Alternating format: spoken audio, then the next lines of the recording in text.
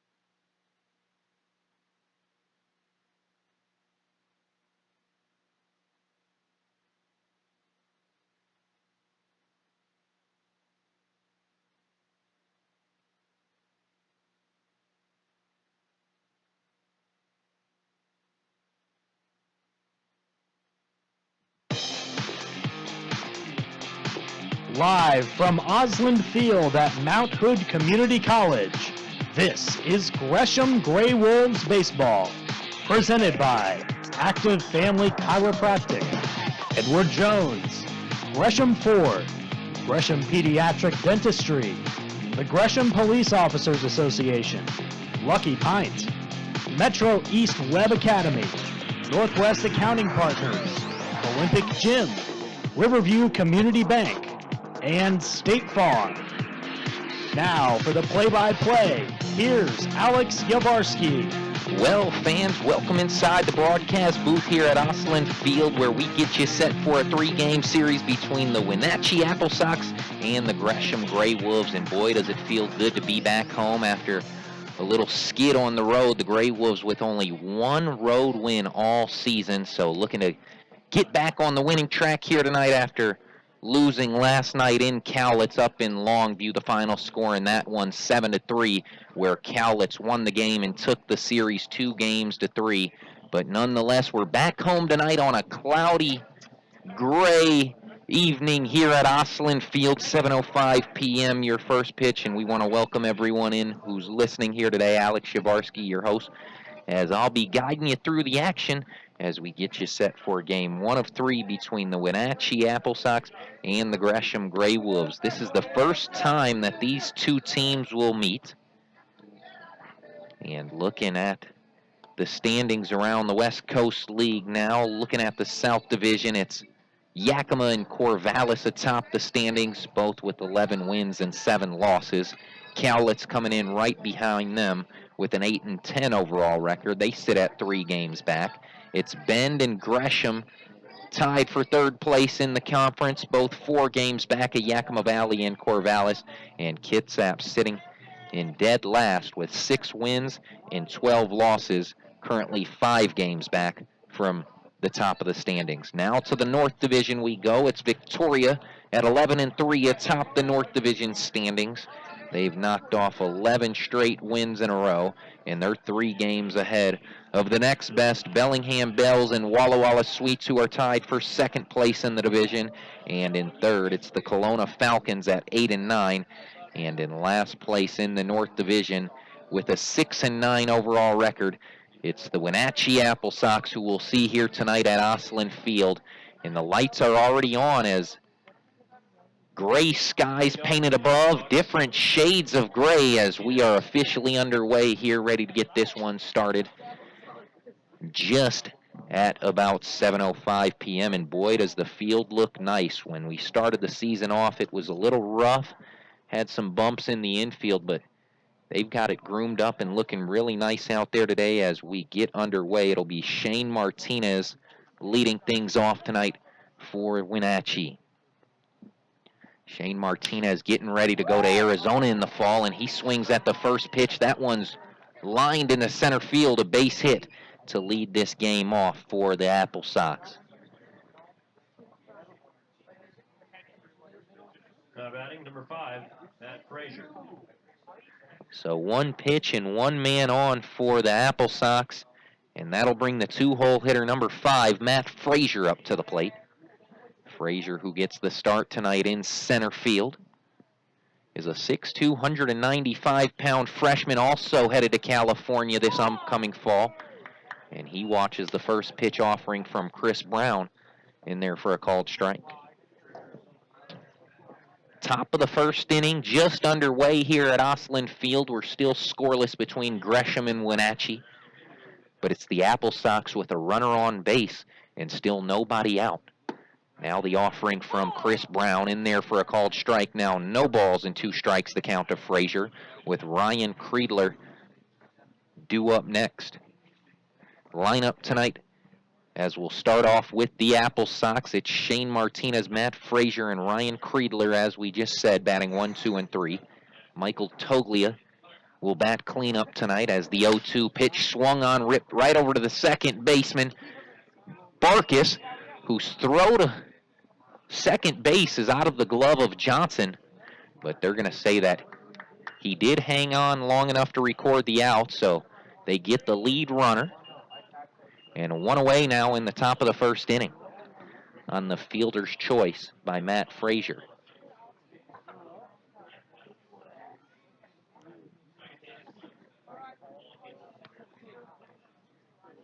So Matt Frazier safe over there at first, and now the 3-hole hitter Ryan Creidler steps up to the plate for his first time of the night. First pitch from Brown, a curveball, a good one at that, in there for a called strike, 0-1. Creidler, who wears number 8, is 6'3", 195 pounds, getting ready to play ball at UCLA this upcoming season. As Chris Brown will check the runner over there at first. He throws over Matt Frazier back in time, as they'll throw the baseball back to the pitcher Chris Brown, and will reset. A little drizzle before this game, nothing too serious, but it did hold off as of now. We're hoping that we can get through this one as the 0-1 pitch. Runner goes, and Cairo shows off his laser arm as he throws the runner out over there at second. So Frazier will have to head home. And Cairo's got a heck of an arm back there behind the plate. I wouldn't even try to run on this guy. I mean, he has got a laser of an arm. As the 1-1 to Creidler just misses outside. Now 2 balls and a strike, with Michael Toglia due up next for Wenatchee. Jordan Bathbone bats 5th tonight, with Alex Gonzalez batting 6th, and that pitch is in there for a called strike. Now 2-2. Otis Statham, Hayden Hastings, and Parker Price round out the order, batting 7, 8, 9 tonight for Wenatchee. And now the 2-2. That one's lifted in the air right over to Rodriguez at first, and he's under it to make the squeeze for out number 3. So 1, 2, 3 goes Wenatchee as they go down in order. We'll head to the bottom of the first. Still scoreless here in Gresham. Okay, so you only get one shot at a vacation this summer, so let's make sure it's not an epic fail. Before you pack the sunscreen and the bug spray, before you lose your sunglasses again, get your official vacation mobile to the Quick Lane inside Gresham Ford for an oil change and a complete road trip inspection. This isn't a down and dirty oil change from the greasy spot down the street. I'm talking about a top-to-bottom maintenance and safety inspection from honest-to-goodness, factory-trained automotive technicians. It doesn't matter what brand of vehicle you drive or whether it's an Econo Cruiser, a minivan, a Mighty Man truck, or a Road Warrior motorhome. The Quick Lane technicians inside Gresham Ford will make sure your summer adventure doesn't involve being stranded on the side of the road. Your vacation is calling, and the Quick Lane technicians inside Gresham Ford will help make sure you get there. The Quick Lane inside Gresham Ford is open Monday through Friday till 10 and till 4 on Saturdays, and you'll never need an appointment. The Quick Lane inside Gresham Ford on Powell, 2 blocks east of 242nd. Well, we're back here at Oslund Field as we head to the bottom of the first inning. Still scoreless between Gresham and Wenatchee. And now we'll get you introduced to the Wolves starting lineup tonight. It'll be Mitchell Jr. leading things off for the Gray Wolves, followed by Justin Barkis and Jack Johnson. Will Matheson will bat fourth tonight. He'll be the DH. Rodriguez over there at first. He'll bat fifth tonight for Gresham. Ryan Smith, who will be in center field, he'll bat sixth. Batting seventh tonight for the Wolves, wearing number 21, it'll be Drew Curtis. He's out in left.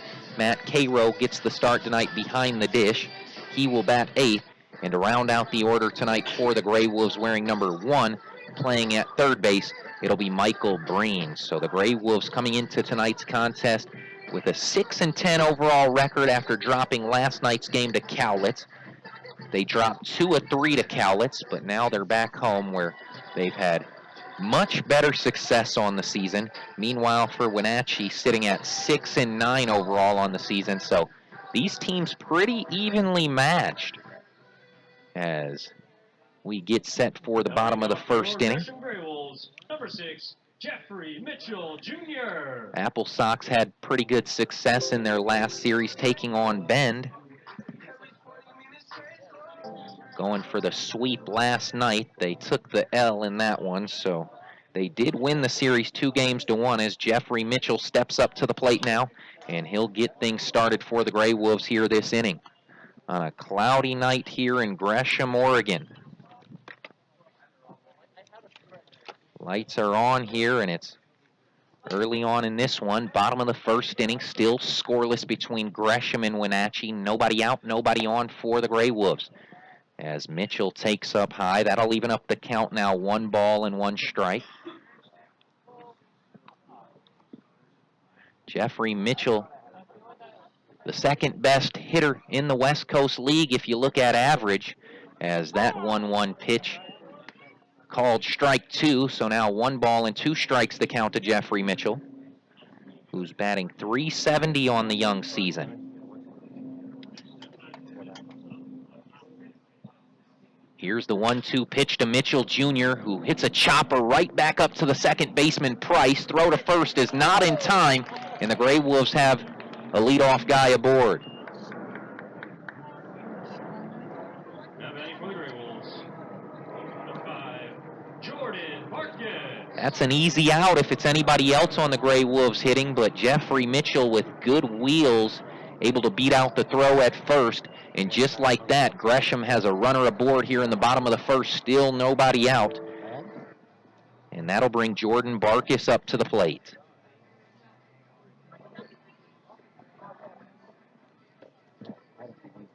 Barkis, who got the night off last night, inserted back into the lineup tonight.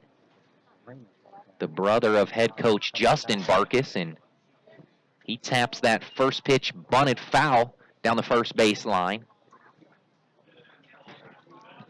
So no balls and a strike to count to Barkis. Gray Wolves in their home white uniforms tonight with the black batting helmets, black socks, pants rolled up just below the knees. Meanwhile, for Wenatchee, they're in their road red uniforms, kind of similar to the Boston Red Sox uniforms, if you will. They've got the navy blue numbers on the back with the navy blue writing on the front of the jersey. Gray pants on all the way down to the ankles. The 0-1 offering, missing outside.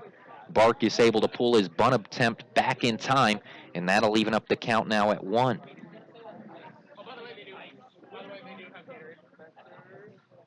They're going to credit Mitchell with a base hit to start the game. And now Blattner, the starter tonight for Wenatchee, comes home. It's bunted. Barkis will be caught there at first, as it's the first baseman Gonzalez who picks it up and tags Barkis for out number 1. Mitchell will advance to second on the sacrifice bunt attempt. So now the Gray Wolves have a runner in scoring position for their first time tonight. Jack Johnson.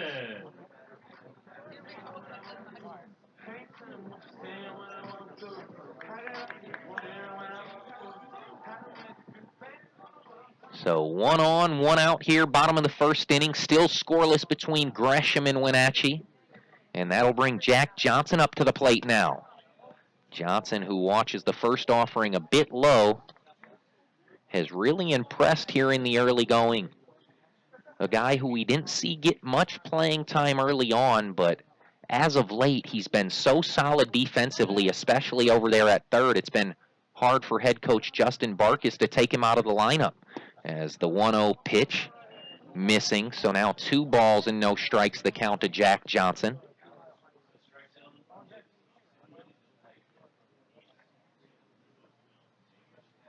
Johnson, a 6'3", 190-pound sophomore from Seattle, Washington, awaiting the 2-0 pitch here from Justin Blattner. Blattner will stare down Mitchell Jr. over there at second. Now he comes home. That one misses high. And Johnson ahead in the count now, 3-0.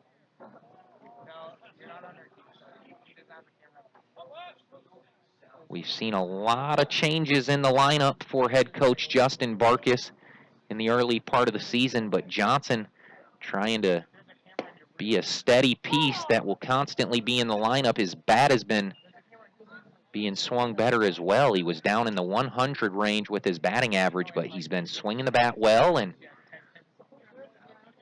really getting things going here.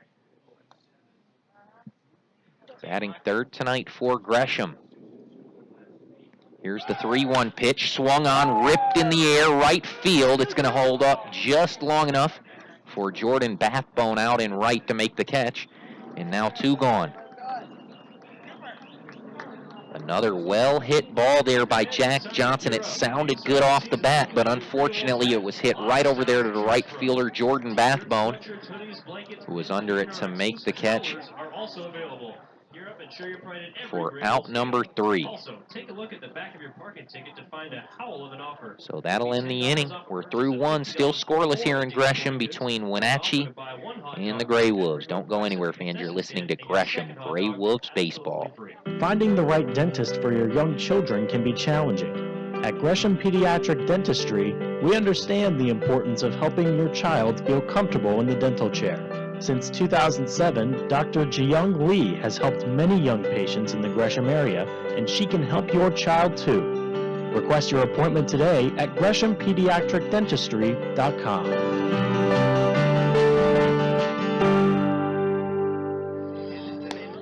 So a little clarification there in the bottom of the first inning. It was Jack Johnson at the plate. He hit a liner into right field over to Jordan Bathbone, and it was Mitchell Jr. on second who took off trying to steal third base, and he was so far off the bag that Bathbone was able to make the throw back to second in time to retire the side. So that's how out number 3 came. I was so focused on recording the out by Jack Johnson in my scorebook, I didn't even look up to see Mitchell Jr. thrown out at second. So that's how the inning ended. And now we head to the top of the second inning. Alex Shavarski back here with you at Oslund Field. We're still scoreless, as it'll be Michael Toglia, Jordan Bathbone, and Alex Gonzalez due up this inning for Wenatchee. 1 hit in the game for the AppleSox. Meanwhile, for the Wolves, they already have 2 hits in this one.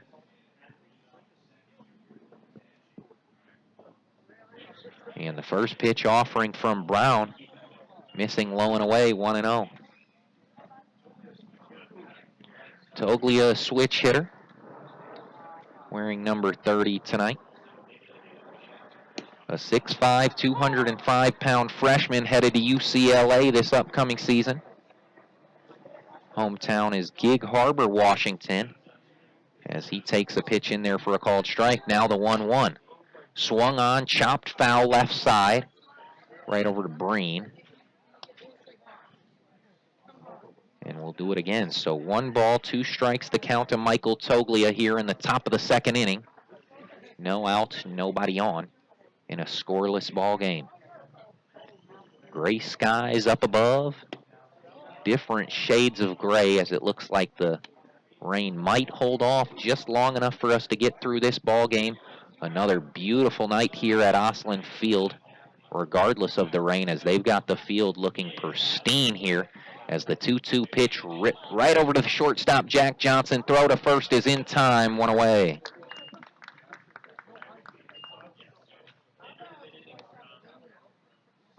So 1 out in the inning. That'll bring Jordan Bathbone up to the plate now. Jordan Bathbone, who wears number 7 for Wenatchee, is a 5'11", 200-pound red shirt freshman out of Gonzaga.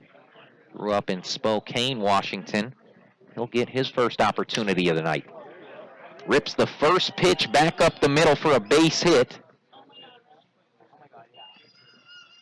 as Chris Brown left a fastball up, and Bathbone was all over that. Number 1, Alex Gonzalez. So 1 out with 1 man on here in the second inning for Wenatchee, and that'll bring Alex Gonzalez up to the plate. Gonzalez, a 5'11", 180-pound freshman from Scottsdale Community College, and he'll bat for the first time tonight. He rips that pitch foul back to the fence here in front of the press box. No balls and a strike. And going through this lineup, a lot of these kids starting tonight for the AppleSox are kids who haven't even got to college yet. Fresh out of high school, and boy, do they have some good talent. 2 kids headed to Arizona, who's playing in the College World Series. That pitch misses upstairs to Gonzalez, now 1-1.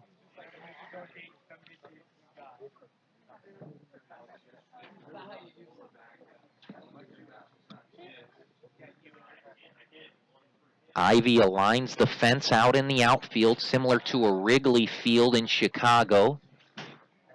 Doesn't have the unique feature of the brick on the outfield fence, but nonetheless the same type of field. The dimensions here at Oslund Field, 330 feet the distance out to far right and far left, with a 412-foot distance out to mid-center field, as that ball's ripped foul down the first baseline, gets out of play.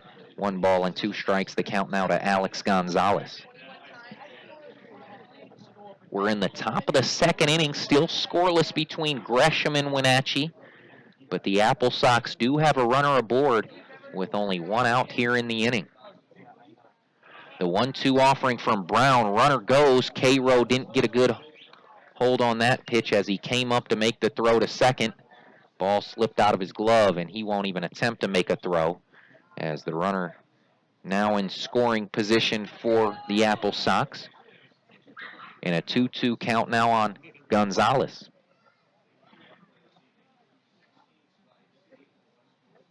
Really can't believe how beautiful the infield grass looks here at Oslund Field. Boy, the grounds crew has really done a nice job on the field here as that pitch is ripped back to the fence.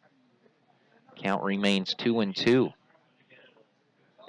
Another good crowd on hand here tonight at Oslund Field. Fans in attendance checking out their GreyWolves, who are in their first season ever. AppleSox have been around for 17 years. They've been in the West Coast League for 12 of those seasons. And get this, they've won the title 6 times.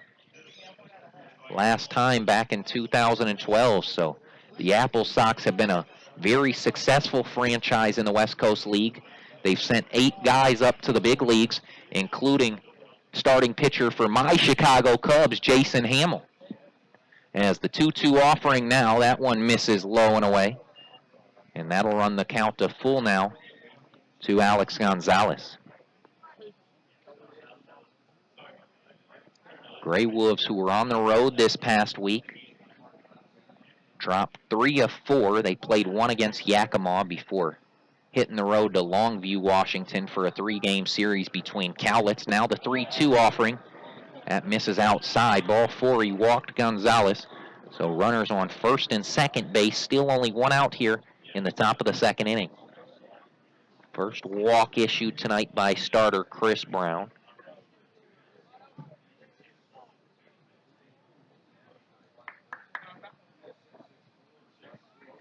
And that'll bring number 6, Otis Statham, up to the plate now. Statham will get his first opportunity at the dish tonight. A 6'3", 215-pound freshman from Nevada, Reno. And the first pitch to Statham misses low. 1-0. Once again, Statham, another newbie fresh out of high school, starting tonight for the AppleSox. They've got a lot of young guns on this roster, including Statham, who's at the plate now with a 1-0 count. Here's the pitch from Brown. Big swing and a miss by Statham, and that'll even up the count now at 1. Top two guys on base over on first and second with 1 out here in the top of the second inning. We're still scoreless between Wenatchee and Gresham here in this one on a cloudy afternoon. Here's the offering from Brown, a breaking ball that misses just off the plate. And now Statham ahead in the count, 2 balls and a strike.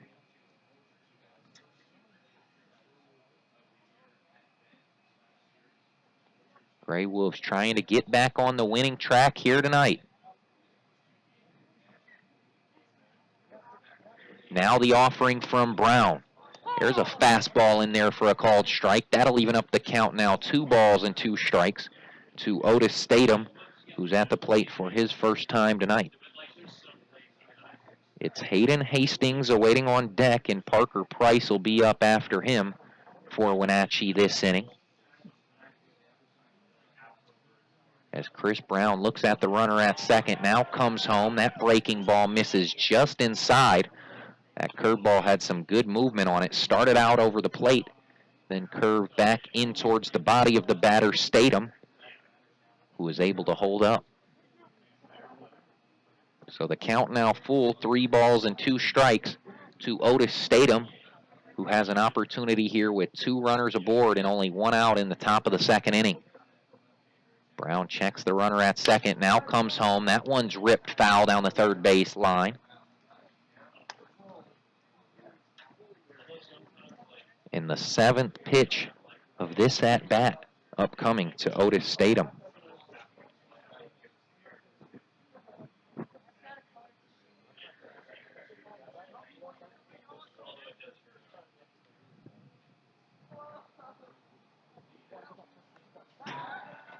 Chris Brown is going to start with the leg kick, then twists around and fakes the throw over to second base.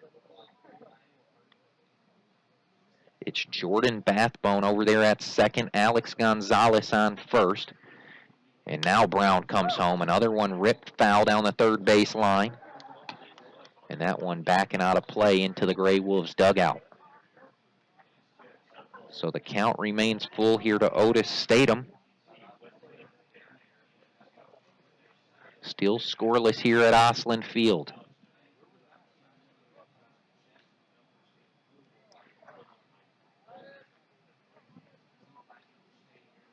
Again, the payoff pitch from Brown. That one's ripped in the air high to deep left center field. Going back is Ryan Smith, and that one's going to leave the park.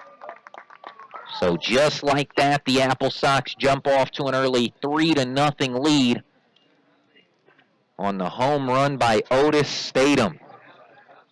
And boy, oh boy, did he ever get a hold of that pitch. That was a fastball left up over the plate.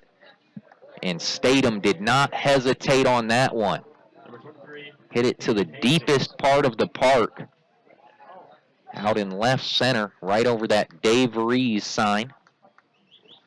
And boy, oh boy, did that sound good off the bat. Only the 2nd home run hit here at Oslund Field this summer.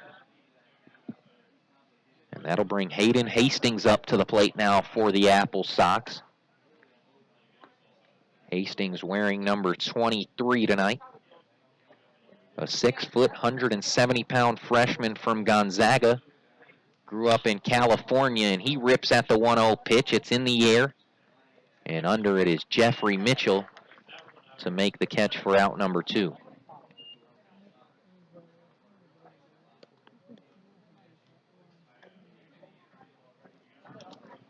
Two away now, top of the second inning. It's Wenatchee over Gresham, 3-0 after a 3-run home run hit moments ago by Otis Statham. And that one had no chance to stay in the park. As it's the 9-hole hitter Parker Price up at the dish now for the AppleSox. He swings that one, lifts it in the air, deep center field. Going back is Ryan Smith, and he catches it on the run to retire the side, but not before the AppleSox get 3 runs on the 3-run homer by Otis Statham. Don't go anywhere. We'll have action for you. We head to the bottom of the 2nd inning when you come back. Don't go anywhere. You're listening to Gresham GreyWolves Baseball.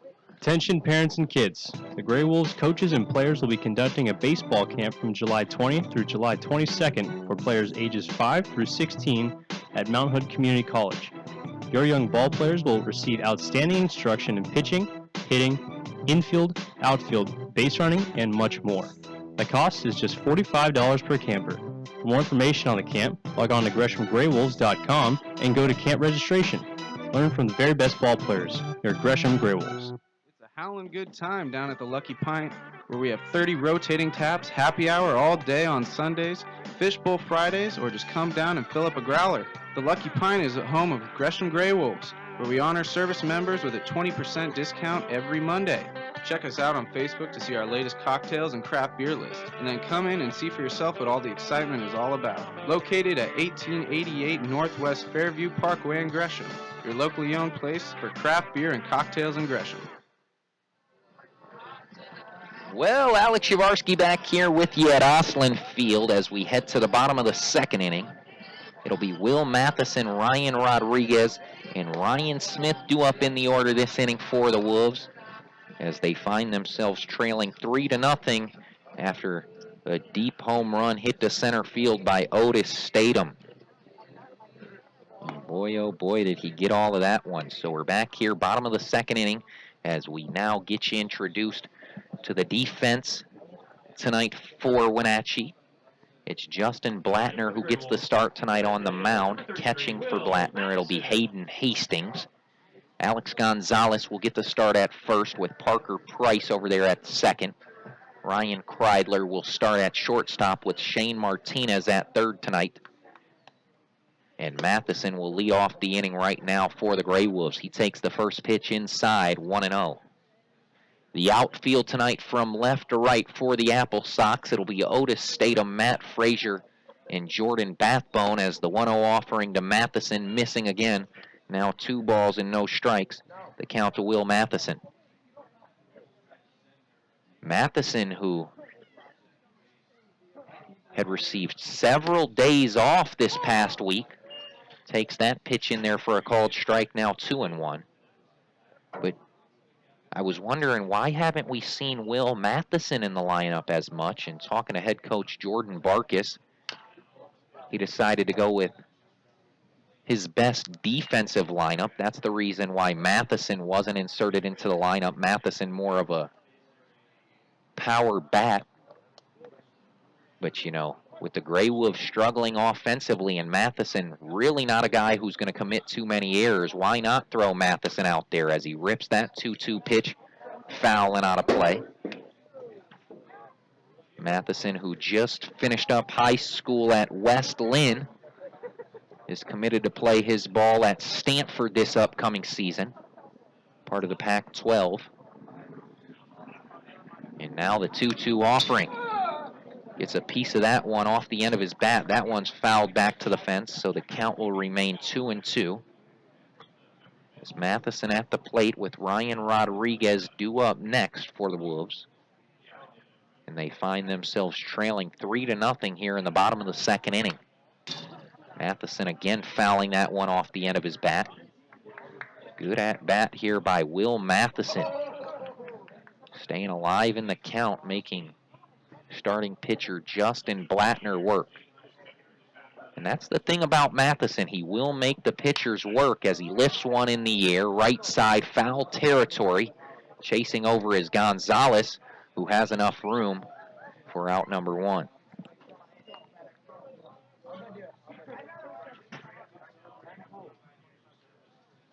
Number 27. That'll bring Ryan Rodriguez up to the plate for his first time tonight.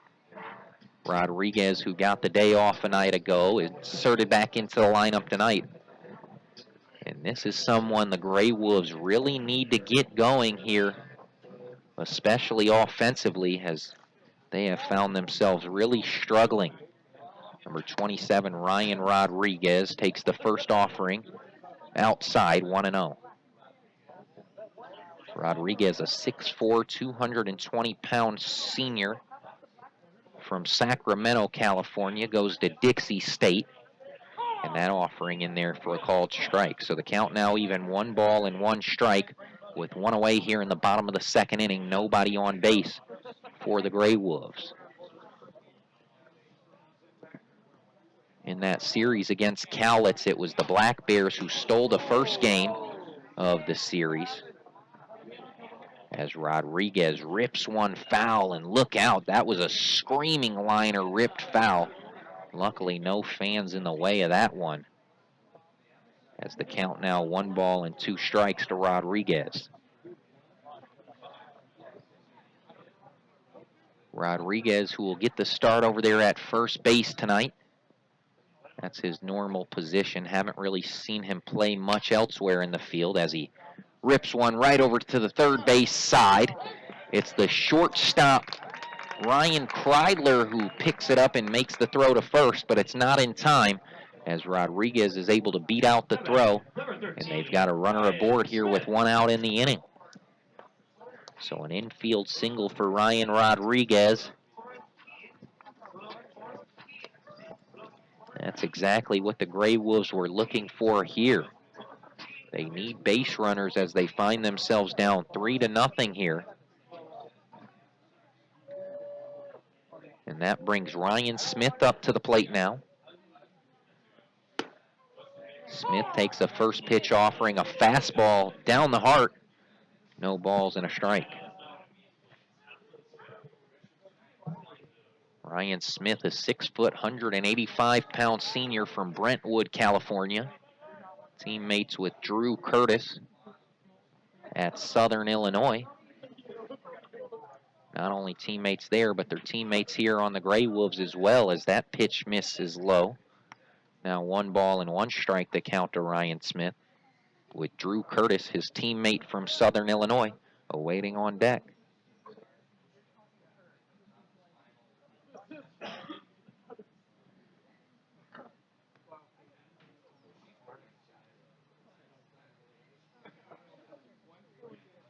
Here comes the 1-1. That one's ripped into left field. That one's going to get down a single. And now runners on first and second base after back-to-back singles in the inning by Rodriguez and Ryan Smith. Drew Curtis. So the Grey Wolves threatening here in the bottom of the second inning, trying to cut into this 3-0 lead.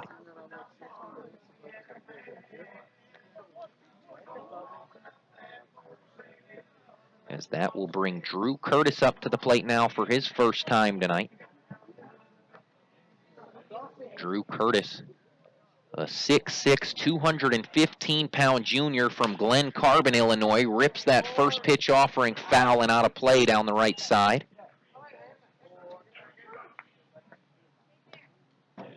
Curtis, who gets the start tonight in left field, adds a power bat to the Grey Wolves lineup. As we mentioned, only the second home run we've seen here at Oslund Field tonight coming from Otis Statham. The other one we saw hit at Oslund was right here by this man, Drew Curtis, who pops that one in the air right side. Chasing over is Gonzalez, the first baseman for Wenatchee, and that one's out of play. So no balls, 2 strikes.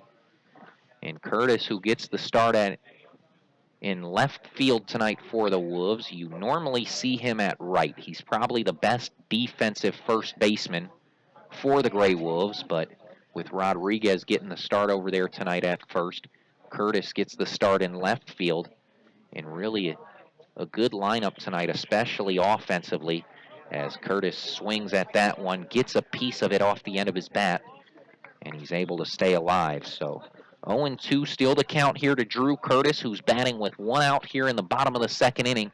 Runners on first and second base for Gresham as they try to cut into this 3-0 lead. Curtis at the plate. It's Cairo waiting on deck. Now the 0-2. Swing and a miss, strike 3, got him. as Curtis took a healthy rip at that one.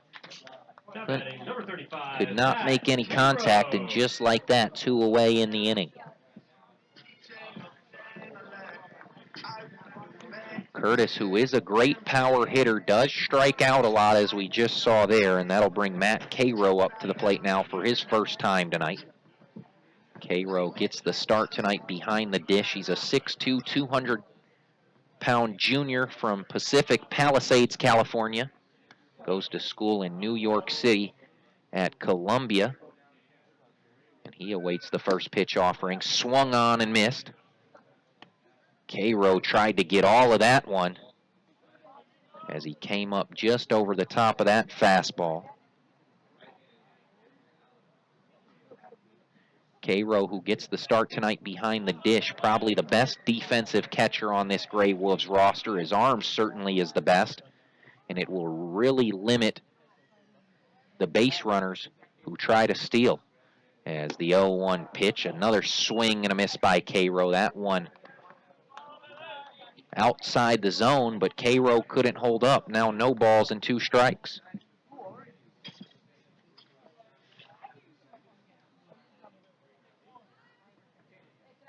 Cairo batting .222 on the season.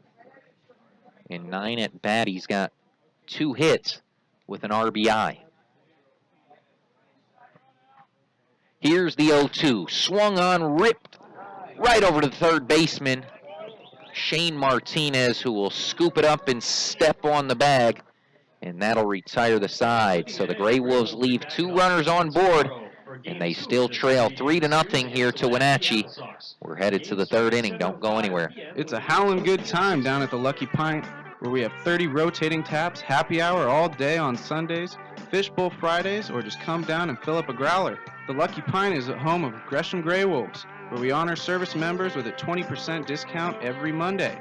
Check us out on Facebook to see our latest cocktails and craft beer list, and then come in and see for yourself what all the excitement is all about. Located at 1888 Northwest Fairview Parkway in Gresham, your locally owned place for craft beer and cocktails in Gresham.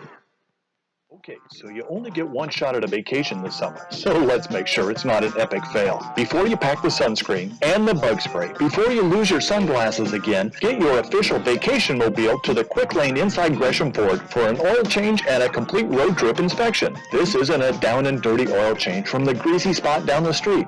I'm talking about a top-to-bottom maintenance and safety inspection from honest-to-goodness, factory-trained automotive technicians. It doesn't matter what brand of vehicle you drive or whether it's an Econo Cruiser, a minivan, a Mighty Man truck, or a Road Warrior motorhome. The Quick Lane technicians inside Gresham Ford will make sure your summer adventure doesn't involve being stranded on the side of the road. Your vacation is calling, and the Quick Lane technicians inside Gresham Ford will help make sure you get there. The Quick Lane inside Gresham Ford is open Monday through Friday till 10 and till 4 on Saturdays, and you'll never need an appointment. The Quick Lane inside Gresham Ford on Powell, 2 blocks east of 242nd.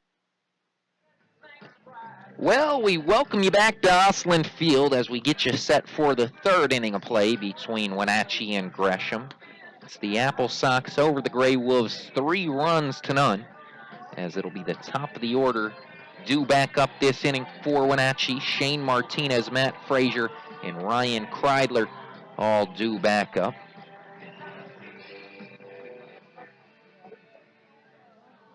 And it's Chris Brown, the lefty, who gets the start tonight on the mound for the Grey Wolves. He returns to the mound for Gresham after pitching the first 4.2 innings of the Grey Wolves' dramatic 6-5 comeback win last Saturday night against Kelowna, as he fires the first pitch in there for a called strike to Shane Martinez, 0-1. Martinez 1 for 1 on the night, singled to lead off the game back in the 1st inning. And he'll have his 2nd plate appearance here right now. Martinez batting .333 on the season. Swings at that one, lifts it in the air to left field. And Ryan Smith is going to have to play it on a bounce. So Martinez now 2 for 2. 2 singles on the night.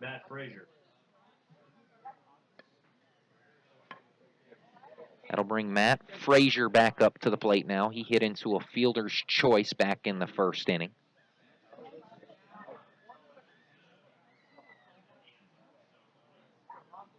Frazier batting just over 300 on the year, batting .316. And the first pitch offering is in the dirt, gets away from Cairo as Martinez will advance to second base on the pass ball.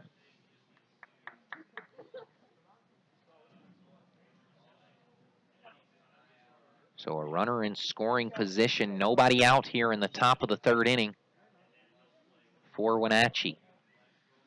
Defensively tonight for the Gray Wolves, it's Ryan Rodriguez at first. Justin Barkis's brother, Jordan Barkis, gets the start tonight at second base with Jack Johnson at short, and it's Michael Breen at third. As Matt Frazier lays down a bunt, that one rolls foul left side. That'll even up the count now at 1. The outfield tonight for Gresham, it's Drew Curtis in left field, Ryan Smith in center, and Jeff Mitchell Jr. out there in right tonight. That's your defense tonight for Gresham. As the sun's starting to peek its head out here at Oslund Field. The 1-1 pitch, another bunt attempt that's hit right back to the pitcher, Chris Brown. He throws to first to record the out, but Martinez will head over to third with only one away here in the inning. Number 8, Ryan Kreidler. That'll bring Ryan Kreidler back up to the plate now, the 3-hole hitter who's 0 for 1 in this one. And he'll have a big opportunity here to try to extend the lead. As the first pitch from Brown in the dirt, and that one's going to get away from Cairo as Martinez will come in to score. And Wenatchee now with a 4-0 lead.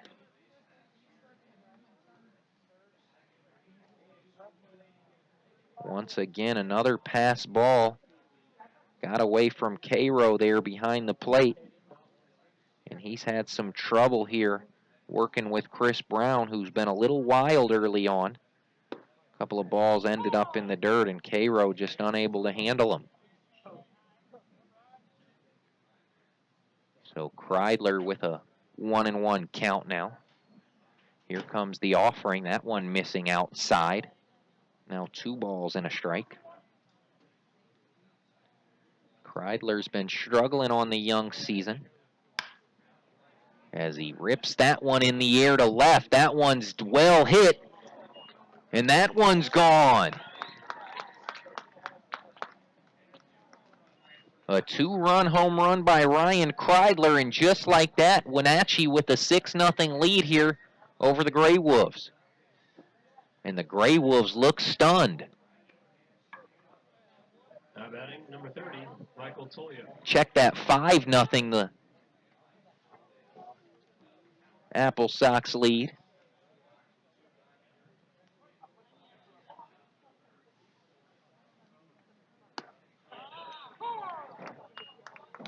So a solo shot by Ryan Kreidler, and that'll bring Michael Toglia back up to the plate.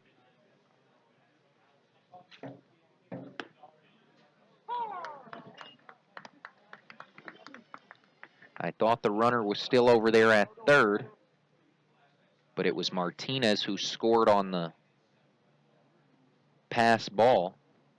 So it's 5-0 here, top of the third inning. As Michael Toglia, who's 0 for 1, grounded out to short, rips one into left field. And it's Curtis who slips, but he's able to recover and record the out. 2 gone. Number 7, Jordan Ratbo.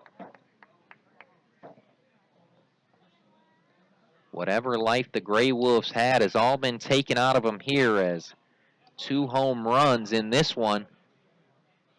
And just like that, Wenatchee with an early 5-0 lead over the Gray Wolves, as that one's fouled back and out of play down the right side.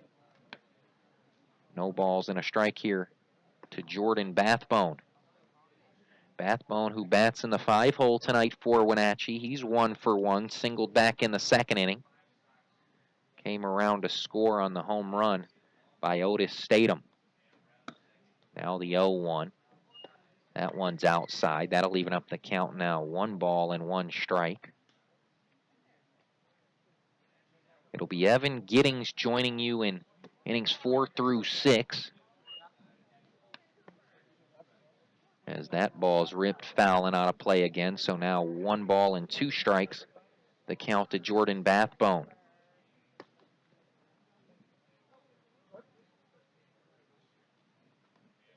Now the 1-2, that one sliced foul off the end of the bat, and that one will get out of play.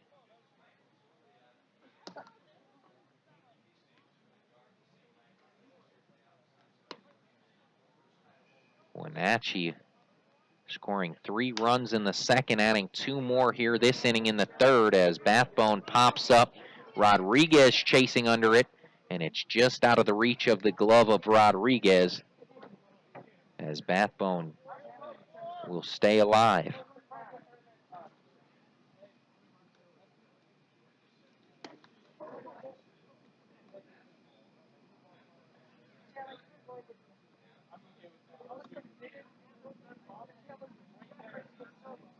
Rathbone batting .244 on the season for Wenatchee. And here comes the 1-2. That one low in the dirt. Nice block there by Matt Cairo.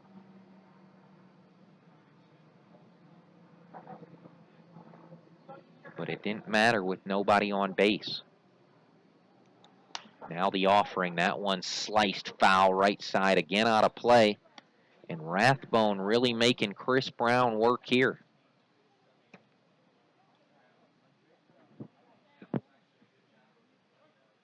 Chris Brown, a guy who will throw a lot of strikes, but sometimes he'll hang them up in the zone. He's more of a fly ball guy. And with Oslund Field being a pitcher's park, you'd think he'd have more success, but boy, oh boy, some deep shots hit already in this one as Ryan Kreidler hit a solo shot earlier in this inning. And back in the second inning, it was Otis Statham with a 3-run shot. Top of the third inning, 5-0 your score here at Oslund Field. Wenatchee over Gresham with 2 away here in the inning and nobody on for Jordan Rathbone. Here comes the 2-2 from Brown. That one's ripped right back up the middle. It's going to get through, a base hit. And Wenatchee has a runner aboard with 2 away here in the top of the third inning.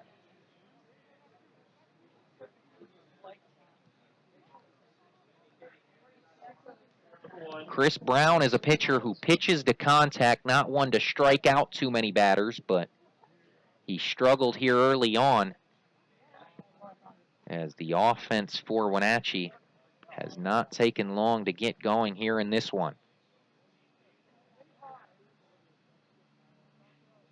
We're here in Gresham, Oregon for Game 1 of a 3-game series between the GreyWolves and the AppleSox as that first pitch offering in there for a called strike to Alex Gonzalez. Gonzalez walked in his first plate appearance back in the second inning. And he'll have his second opportunity at the dish right here. The 0-1 from Brown. That one's lifted in the air to right field. It's Mitchell Jr. coming under it and makes a great sliding catch for out number 3. So that'll end the inning. We'll head to the bottom of the third. 5-0. AppleSox lead the GreyWolves. Okay, so you only get 1 shot at a vacation this summer, so let's make sure it's not an epic fail. Before you pack the sunscreen and the bug spray, before you lose your sunglasses again, get your official vacation mobile to the Quick Lane inside Gresham Ford for an oil change and a complete road trip inspection. This isn't a down and dirty oil change from the greasy spot down the street. I'm talking about a top-to-bottom maintenance and safety inspection from honest-to-goodness, factory-trained automotive technicians. It doesn't matter what brand of vehicle you drive or whether it's an Econo Cruiser, a minivan, a Mighty Man truck, or a Road Warrior motorhome. The Quick Lane technicians inside Gresham Ford will make sure your summer adventure doesn't involve being stranded on the side of the road. Your vacation is calling, and the Quick Lane technicians inside Gresham Ford will help make sure you get there. The Quick Lane inside Gresham Ford is open Monday through Friday till 10 and till 4 on Saturdays, and you'll never need an appointment. The Quick Lane inside Gresham Ford on Powell, 2 blocks east of 242nd. Alex Shavarski back here with you at Oslund Field as we head to the bottom of the third inning. 5 runs for Wenatchee, none for Gresham, as the Grey Wolves trail 5-0 here. It'll be the 9-1-2 hitters due up this inning for the Grey Wolves in Michael Breen, Jeffrey Mitchell Jr., and Jordan Barkus. So Breen will get things started this inning for the Grey Wolves. Breen will have his first opportunity at the dish right now. Now batting for the Grey Wolves, number 1, Michael Breen. Breen, a 6-foot, 190-pound sophomore. Check that, 190-pound senior. From Hollister, California, goes to San Jose State. And he steps into the batter's box. Takes the first pitch offering up high for ball 1. Grey Wolves looking to get some guys aboard here as they trail by 5 runs, looking to get some base runners as that 1-0 pitch misses high. 2-0 the count now to Breen.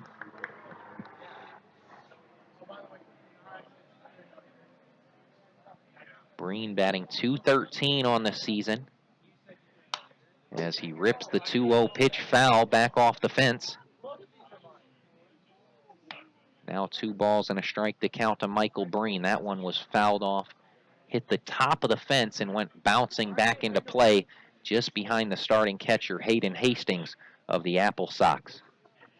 Now the 2-1, that one's high. Now 3-1 to Michael Breen as it's Justin Blattner who gets the start on the mound tonight for the AppleSox. Blattner 1-0 on the season with a 1.50 ERA. In 6 innings pitched, he's fanned 5 and walked 2.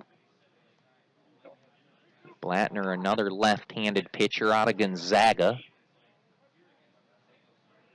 6'3", 200-pounder up there on the mound. Here comes the payoff, and that one misses upstairs, so the leadoff guy aboard here this inning for the Grey Wolves. Number 6, Jeffrey Mitchell Breen with a Jr. good at-bat. Great eye there as he was patient enough to hold off of that payoff pitch. And the Grey Wolves have the leadoff guy aboard, and that'll bring the top of the order back up now for the Grey Wolves in Jeffrey Mitchell Jr. First time we've seen Mitchell bat leadoff as Blattner will check the runner over there at first base. Breen back with plenty of time as we will reset. Those first few home runs in the game by Wenatchee really took the life out of the crowd, at least the Grey Wolves fans here at Oslund, as Mitchell fouls that one back to the fence. 0-1. Mitchell Jr. 1 for 1 on the night, singled to lead this game off back in the first inning.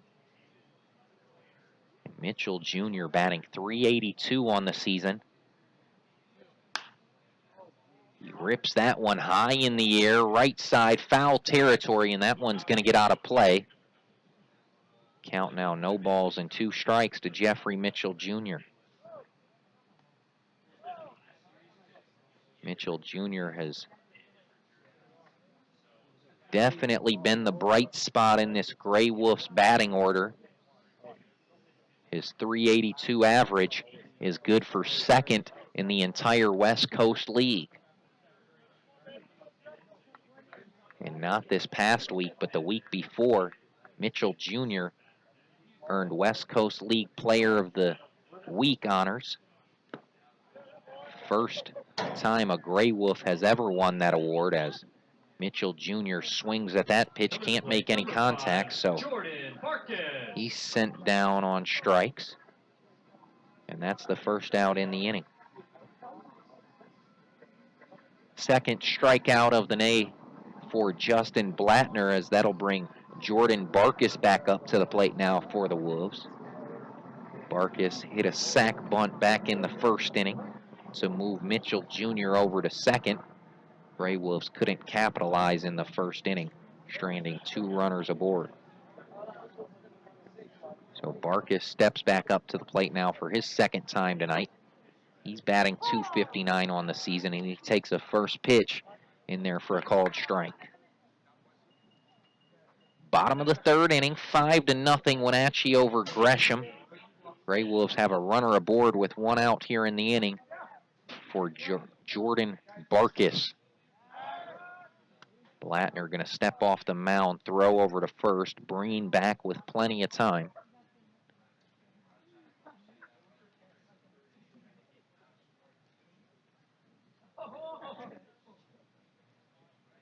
Breen with good speed over there at first. He now takes off.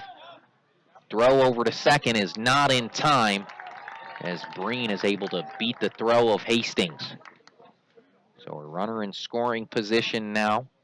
Still one away in the bottom of the third inning.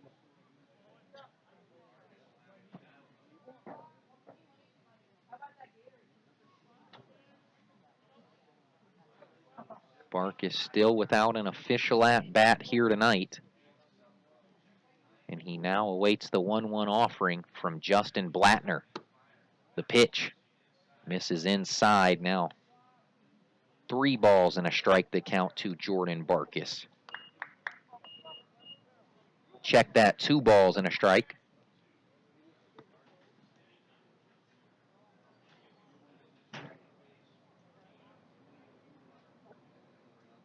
And now the offering again. Breen goes. He'll take off towards third as that one's grounded to the second baseman, Parker Price. Throw to first is in time for out number 2 as they'll throw out a third. Breen gets to third back in time.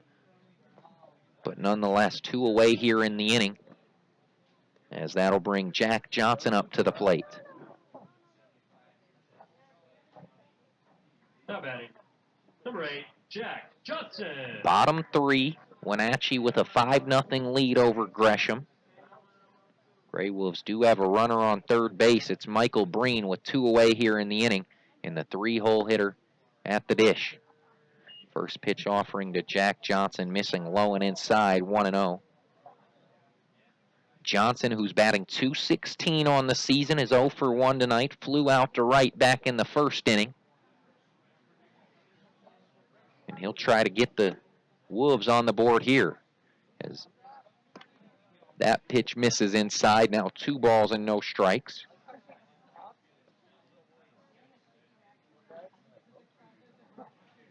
It's Matheson awaiting on deck for the Grey Wolves. As now the 2-0 pitch. There's a chopper right over to the shortstop, Ryan Kreidler, whose throw to first is in time, and that'll retire the side. So we're through 3 innings of play here at Oslund Field. Wenatchee still with a 5-0 lead over your Gresham GreyWolves. Okay, so you only get one shot at a vacation this summer, so let's make sure it's not an epic fail. Before you pack the sunscreen and the bug spray, before you lose your sunglasses again, get your official vacation mobile to the Quick Lane inside Gresham Ford for an oil change and a complete road trip inspection. This isn't a down and dirty oil change from the greasy spot down the street.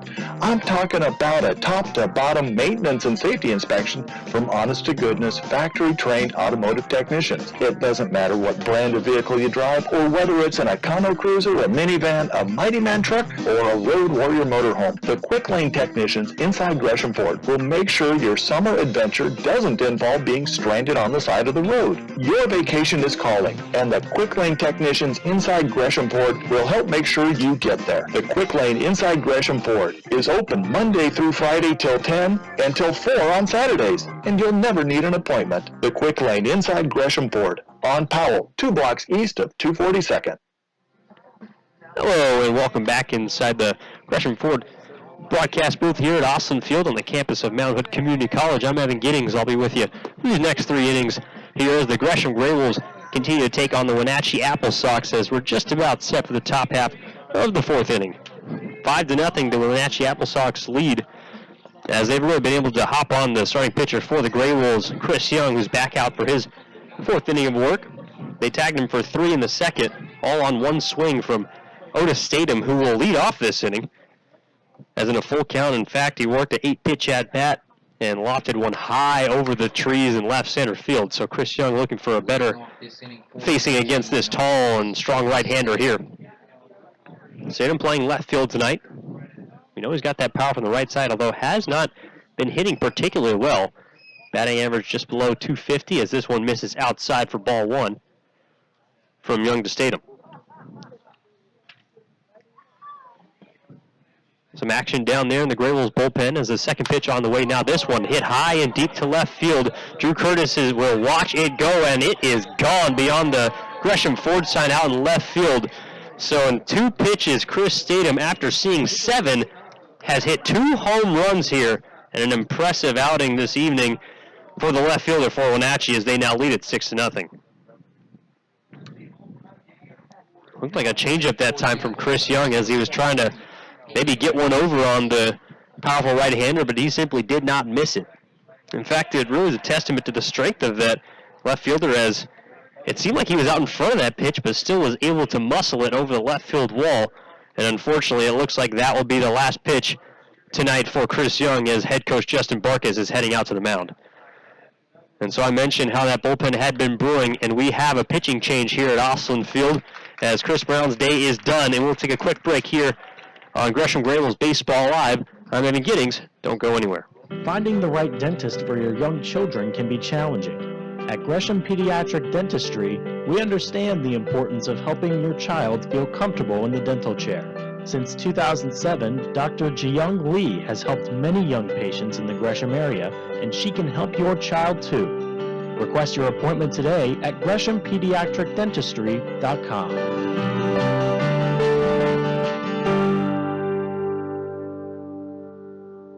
Attention parents and kids. The Grey Wolves coaches and players will be conducting a baseball camp from July 20th through July 22nd for players ages 5 through 16 at Mount Hood Community College. Your young ball players will receive outstanding instruction in pitching, hitting, infield, outfield, base running, and much more. The cost is just $45 per camper. For more information on the camp, log on to GreshamGreyWolves.com and go to camp registration. Learn from the very best ball players here at Gresham GreyWolves.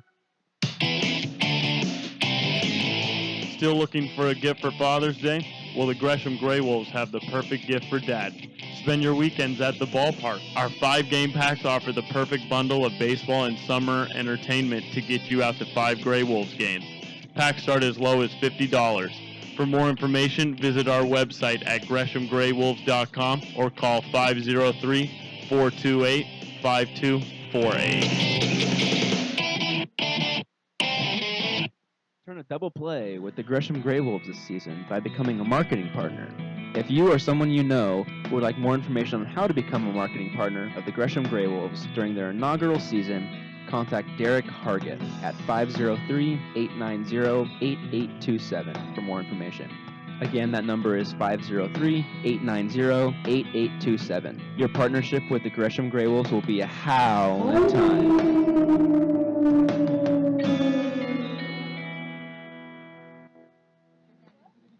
And so we're just about set to go here after this pitching change here at Oslund Field. It will be number 20, Donovan Ramirez, the right-hander from Cal State East Bay, on the mound to relieve Chris Brown. The first batter he will face will be Hayden Hastings, who's 0 for 1 on the evening.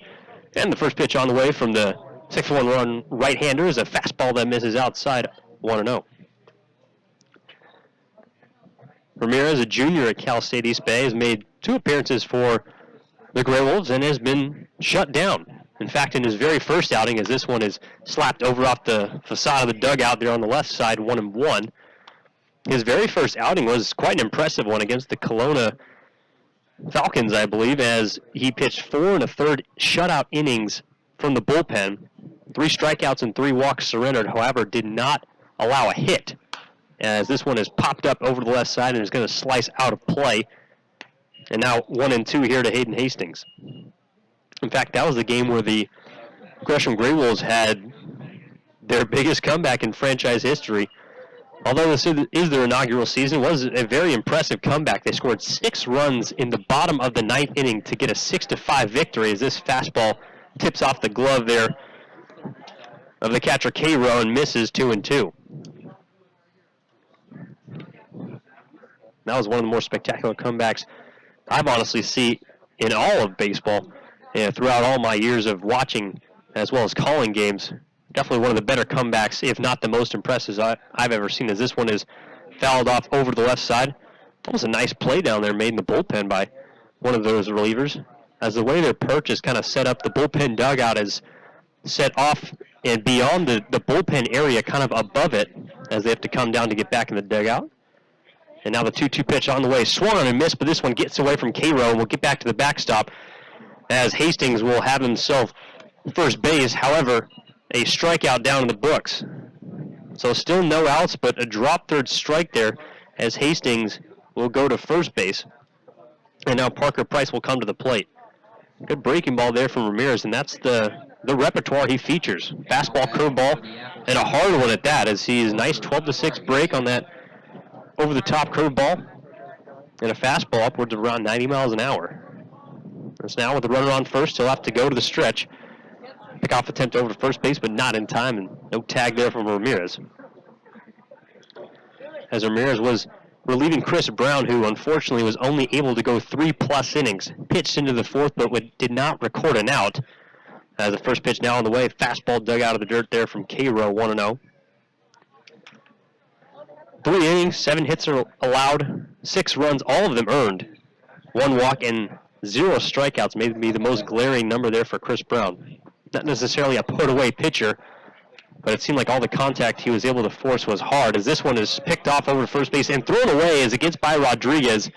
And we'll see who the error is assessed to, as that one was a straight throw and is, in fact, ruled an E3 there on Ryan Rodriguez. Right to the chest, just unable to get a glove on it, maybe in these somewhat wet conditions. Had a trouble. Seemed like a straight-up throw there, but nonetheless will move Hastings up to second base. So a drop third strike and an error, as now the AppleSox will try and capitalize on a couple of Grey Wolves mistakes. And so Ramirez, who has an interesting windup as well as stretch, kind of sits back a little bit, a la Tim Salmon from the plate, although is on the mound, and now fires in a strike here to Parker Price, 1-1. Price is 0 for 1 on the evening. Flew out to deep to center field. In fact, a nice play made back in the second inning to end that second inning by Ryan Smith, and that's something we've seen him do quite frequently throughout this early summer. And this breaking ball misses low in the dirt, but blocked by Cairo. It's 2 balls and a strike.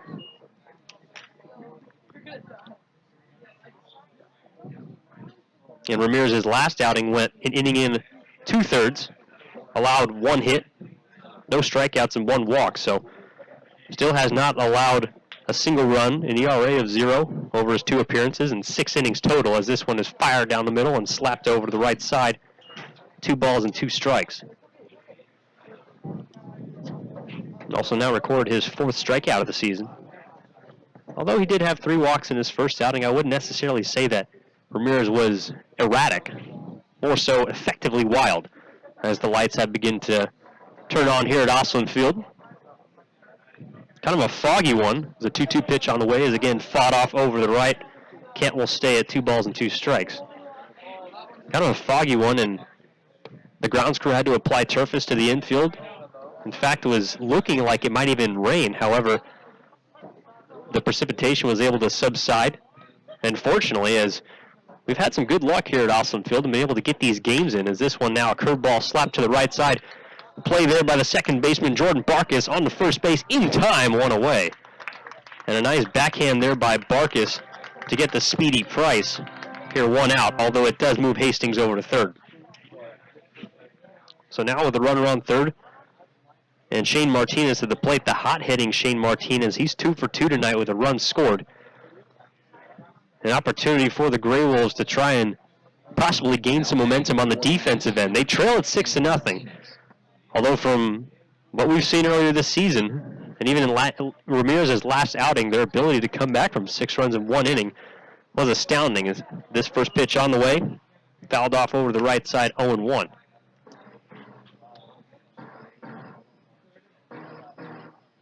Shane Martinez on the season, just hitting .286. In fact, he's only played in 3 games, so making his 4th start for the AppleSox. As this one is lined over the right side, out of play, fouled, quickly 0-2. Now having utilized those 2 fastballs in the first 2 pitches, we'll see if Ramirez tries to keep him out in front with a curveball. Although he's also been to utilize the inside part of the plate very well. As he now has his sign. 0-2 pitch on the way. Fastball misses low and out. And a good eye there from Martinez, 1-2. Martinez singled to lead off the game, as well as in the third, although both of his hits not necessarily finding barrel, kind of off the end as well as jam shots, as the infield now in for the Grey Wolves, and this one almost got the runner at third base there. Hastings, as he had to jump out of the way of that one. Foul ball. All around the infield, Breen, even with the bag at third, as well as Rodriguez. Actually, he'll now creep in on the grass. And then the middle infield is Barkins and Johnson also on the grass, as this fastball runs high and outside. Corralled by Cairo there, 2-2.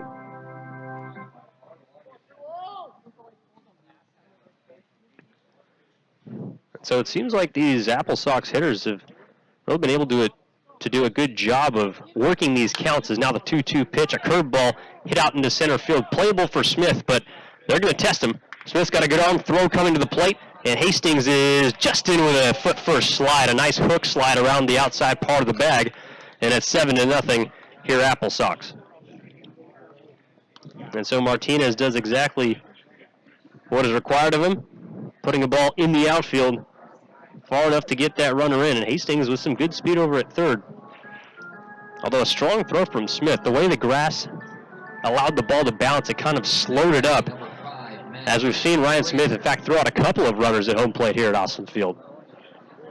So now with 2 outs, score 7-0, and it's Matt Frazier to the plate who swings and misses through a fastball there, 0-1. He's 0 for 1 tonight. Sacrifice bunt back in the third, and grounded to a fielder's choice before being thrown out at second base by Cairo in the first inning. And so now from the windup, Ramirez fires a curveball, catches the outside edge. Frazier didn't agree with that one. Well, so I can't blame him. It looked a little bit up and out, but nonetheless, Ramirez did get the call. That's no balls and 2 strikes. And so now Ramirez working fast. Fastball swung on and missed. Bring him up, strike 3, as that will set down the side, but not before the AppleSox strike again. 2 runs, only one of them earned. A long ball from Otis Statham off of Chris Brown to begin the 4th inning. And then after reaching on a drop third strike call, Hastings comes all the way around after an error and a sacrifice fly there from Shane Martinez to make the lead now 7-0 AppleSox. So we'll take a break here on Gresham GreyWolves Baseball Live. Again, the GreyWolves trail it 7-0. Don't miss out on all the action from the inaugural season of your Gresham GreyWolves.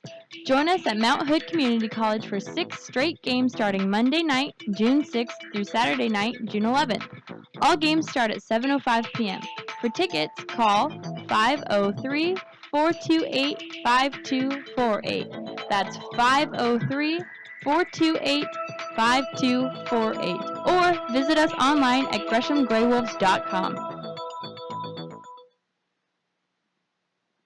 It's a howlin' good time down at the Lucky Pint, where we have 30 rotating taps, happy hour all day on Sundays, fishbowl Fridays, or just come down and fill up a growler. The Lucky Pint is at home of Gresham GreyWolves, where we honor service members with a 20% discount every Monday. Check us out on Facebook to see our latest cocktails and craft beer list, and then come in and see for yourself what all the excitement is all about. Located at 1888 Northwest Fairview Parkway in Gresham, your locally owned place for craft beer and cocktails in Gresham. And so we're just about set to go here in this bottom of the 4th. The Gresham GreyWolves to the plate. It'll be the cleanup hitter Will Matheson, followed by Ryan Rodriguez and Ryan Smith.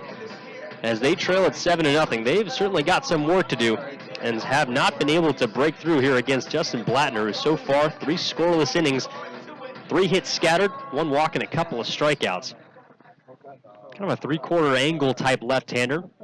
Maybe a bit of a different look here for this Grey Wolf offense, whose bats have really not yet to come around. We've seen the type of potential that they've had and the ability to put up large amount of runs in any given inning, as Matheson now takes a fastball in the outside corner for strike 1.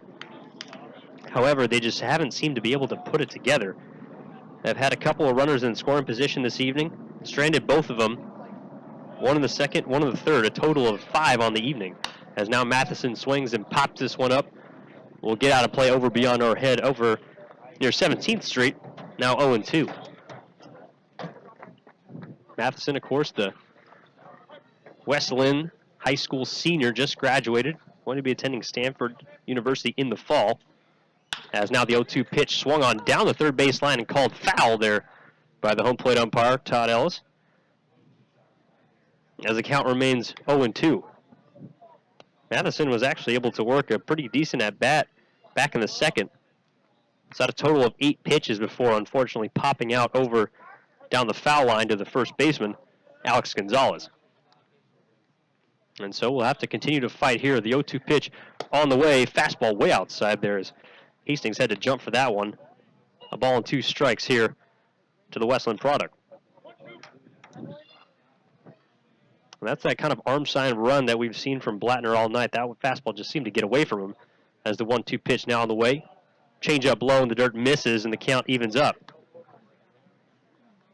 So a similar situation, Matheson being able to work the count, a 6'6" frame, so a lot of plate coverage, and has utilized that to his advantage.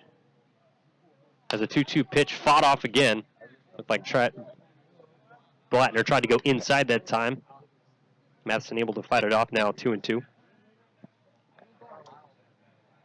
7th pitch coming up, so 15 total on the evening for Matheson. At least that's the one thing the GreyWolves can say they have done here against this left-hander, is now this changeup runs low in the dirt, full count. Blattner's pitch count, 57 now, through 3+, so at least hopefully trying to get him to the point where he can get out of this game, is now Matheson laces one through the left side.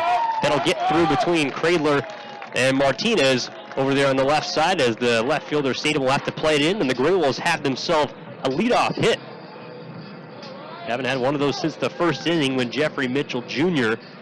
singled over the right side before eventually being stranded at second base.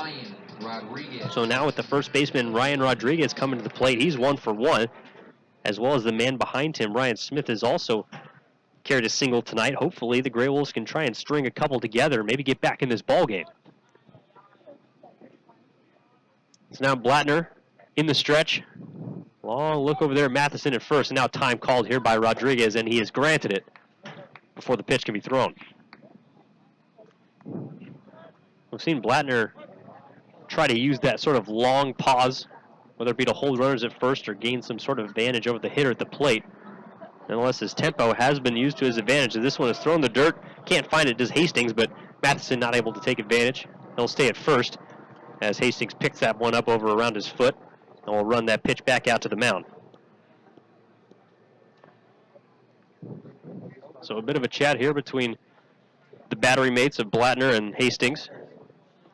Not sure if there was a cross-up on that pitch, but possibly just trying to maybe calm him down a little bit. Tell him not to worry about that runner at first base. Just focus on getting the batter here. Of course, a 7-0 lead to work with here for Blattner. As now we'll resume play. Rodriguez back in the box.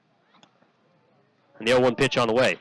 Fastball swung and hit on over to the right side, out of play. 1 ball and 1 strike. Rodriguez so far this season, 7 for 38, just a 184 batting average, although most of his hits came in that first weekend. Had 3 of them in 1 game, so the GreyWolves trying to look for something offensively here from this Dixie State product. Hit very well against left-handers during his college season, as this one is taken outside 2-1. He told me before the season started that that was the way he was able to work himself into the lineup. Is that originally him and another first baseman who he said was an All-American, kind of split time over first base. He got the starts against lefties, the other first baseman against righties. And then he began to hit so well, the coach had to put him in the lineup. As a 2-1 pitch on the way, now lofted in the right field, as Jordan Rathbone will now make the play, and he makes the catch here, 1 away. Now batting for the GreyWolves, wearing number 13, Ryan. So it looked like a change up that time from Blattner, got him a little bit out in front, and Rodriguez is retired, now bringing Ryan Smith to the plate. He's 1 for 1, as the center fielder has really been able to strut his stuff defensively and proved his worth more than on one occasion how much range he's got out there in center field. In fact, has already proved it once tonight as he now takes the first pitch, changeup low in the dirt there, 1-0. It was back in the second inning that he robbed Parker Price, the 9-hitter, of extra bases. In fact, might have even stopped a couple runs there as that were with runners on second and first. Now pickoff attempt over to first base. No tag there from Gonzalez. As it looks like the sun's beginning to peek out from beyond the clouds down the left field line, creating that glare over on the right side. We can see the right fielder, Rathbone, kind of shading his eyes as Blattner now fires in a fastball, but misses a bit outside, 2-0. Also over at first base, Alex Gonzalez, so not necessarily in his eyes, but as it gets a little lower, could provide some sort of distraction over there. As now the pitch on the way. Fastball, this one looked identical to that last spot, but catches the corner, 2-1. Seems like the strike zone so far this evening has been relatively consistent. As Ryan Smith had a couple of words for the home plate umpire, probably just asking where the limit of that strike zone, whether it be up or out, is. As now the 2-1 pitch is on the way. Smith shows bunt, and this breaking ball misses low. 3-1.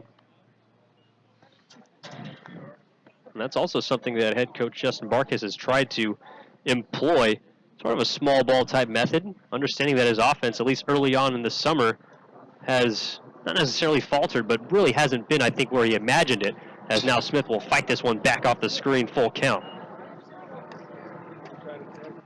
And so as a result, sometimes when the offense isn't hitting the way you envisioned it, have to come up with creative methods to try and put runs across, whether that be trying to take advantage on the base paths using your speed, or playing small ball using sacrifice bunts. We've already seen a couple of those from Wenatchee this evening, as this ball swung on and missed. Might have chased one high in ball 4, but nonetheless, Ryan Smith is down on strikes.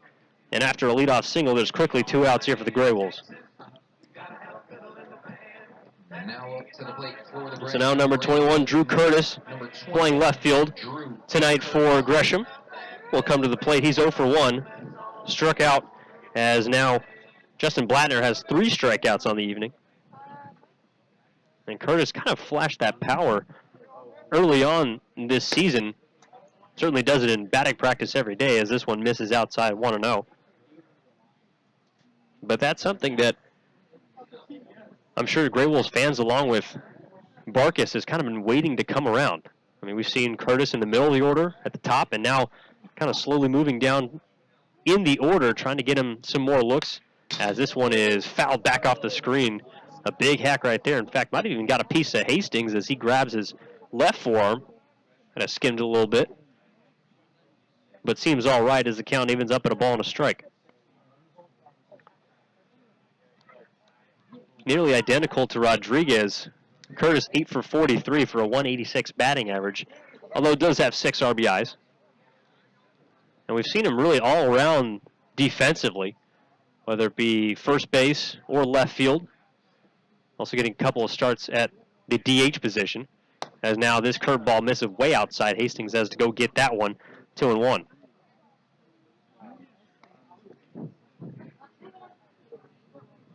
The defense playing relatively straight up. Maybe a couple of steps towards right center from the center fielder Frazier. As now this one is chopped on over to the shortstop Kreidler. He will go the long way over to first base, but in plenty of time to get Curtis and retire the side. So after a leadoff hit, no runs, 1 runner left on, as the Grey Wolves go 1-2-3 in turn. And that will conclude this 4th, as we'll head to the top of the 5th inning with the heart of the order coming up for the AppleSox. 3, 4, 5, and Kreidler, Tolia, and Rathbone due to the plate here after this quick commercial break here on Gresham GreyWolves Baseball Live. Again, the Grey Wolves trail 7-0. Okay, so you only get 1 shot at a vacation this summer, so let's make sure it's not an epic fail. Before you pack the sunscreen and the bug spray, before you lose your sunglasses again, get your official vacation mobile to the Quick Lane inside Gresham Ford for an oil change and a complete road trip inspection. This isn't a down and dirty oil change from the greasy spot down the street.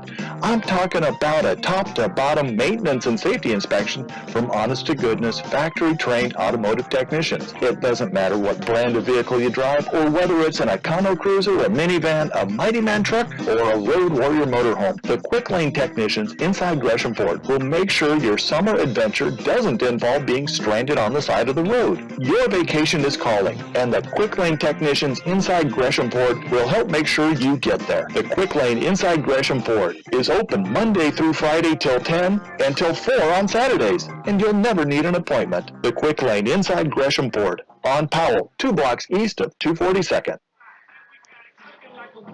And so we're just about set to begin this top of the 5th inning here at Oslund Field on the campus of Mount Hood Community College. The Gresham GreyWolves and the Wenatchee AppleSox in the first of this 3-game set. Currently, it's been all AppleSox tonight, 7-0, as Ramirez is back out of the mound for his second inning of work. Now the first pitch fastball popped up into shallow right field. We'll see who it's going to be, Barkus or Mitchell Jr., and it's going to be Barkus calling off the right fielder and making the catch, 1 away. And that's a big out right there as Cradler, in his last at-bat, sent a long ball out to deep left center field, got out of the yard. The second of now the 3 home runs this evening for the AppleSox, as that will bring Rathbone to the plate. And he'll take a first pitch fastball, placed perfectly on the outside corner there from Ramirez, 0-1. Tolia, the designated hitter this evening for Wenatchee. He's 0 for 2. Lined out to the left fielder Curtis in his previous at-bat as Ramirez misses a little too far outside with this one. Fastball there, 1-1. Tolia also grounded out to shortstop back in the second inning. As the tall left-hander, slightly open stance, takes a breaking ball here right in the inside corner. Good spot, 1-2.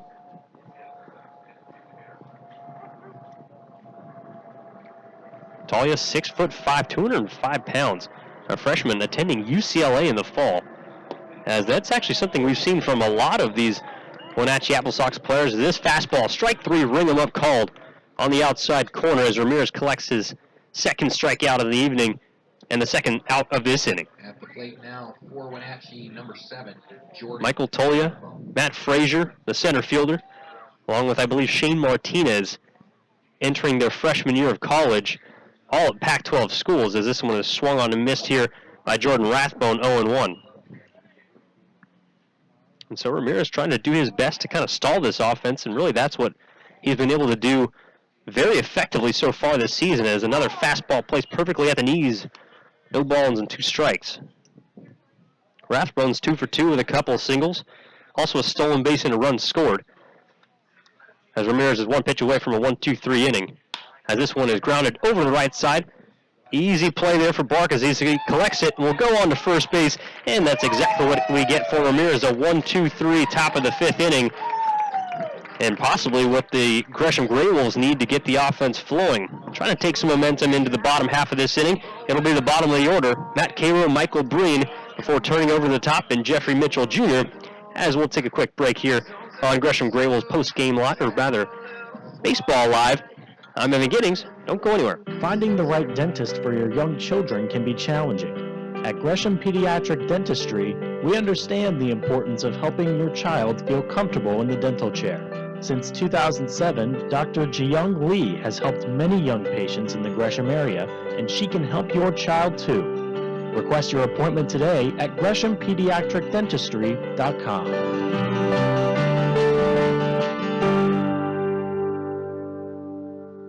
Parents and kids. The GreyWolves coaches and players will be conducting a baseball camp from July 20th through July 22nd for players ages 5 through 16 at Mount Hood Community College. Your young ball players will receive outstanding instruction in pitching, hitting, infield, outfield, base running, and much more. The cost is just $45 per camper. For more information on the camp, log on to GreshamGreyWolves.com and go to camp registration. Learn from the very best ball players here at Gresham GreyWolves. And so now Justin Bladder just about finished with his warm-up pitches, the throw down to second base, and we're just about set to go here in the bottom of the 5th with the backstop this evening for the Gresham GreyWolves, Matt Cairo, due to the plate. So far, GreyWolves really haven't been able to muster much offense against Blattner. 4 scoreless innings. They did collect 4 hits throughout those 4, but each time they just haven't been able to really do much else. It seems like putting together quality at-bats consecutively has been the problem so far this evening for Gresham. We'll see if they can do that just here as the first pitch is swung on and popped up over to the right side. Gonzalez giving chase over near the wall, and he will make the catch. Kind of tiptoed that line out near the bullpen area for the Wenatchee AppleSox, but able to track that one down even through the sun and still make the catch. So one pitch, one out here in the bottom of the fifth, as that will now bring the third baseman for Gresham this evening, Michael Breen, to the plate. As in his first plate appearance, walked in a full count before stealing second base and was ended up stranded at third. As he'll take a fastball here on the inside corner, strike one. And Blattner's just been attacking the strike zone. 5 strikeouts so far tonight. As it was a quick pause of play. Home plate umpire Todd Ellis looked at something, but now gets back in the squat. We're ready to resume play here. And the second at bat is on the way, a fastball that misses inside. Again, sort of an identical pitch. We saw that in the previous inning to Ryan Smith, I believe, on the third pitch of the at-bat. That was originally ruled a ball, and then the next spot was called a strike. As this fastball does catch the inside edge, a good spot right there and a good frame there from Hastings, 1 ball and 2 strikes.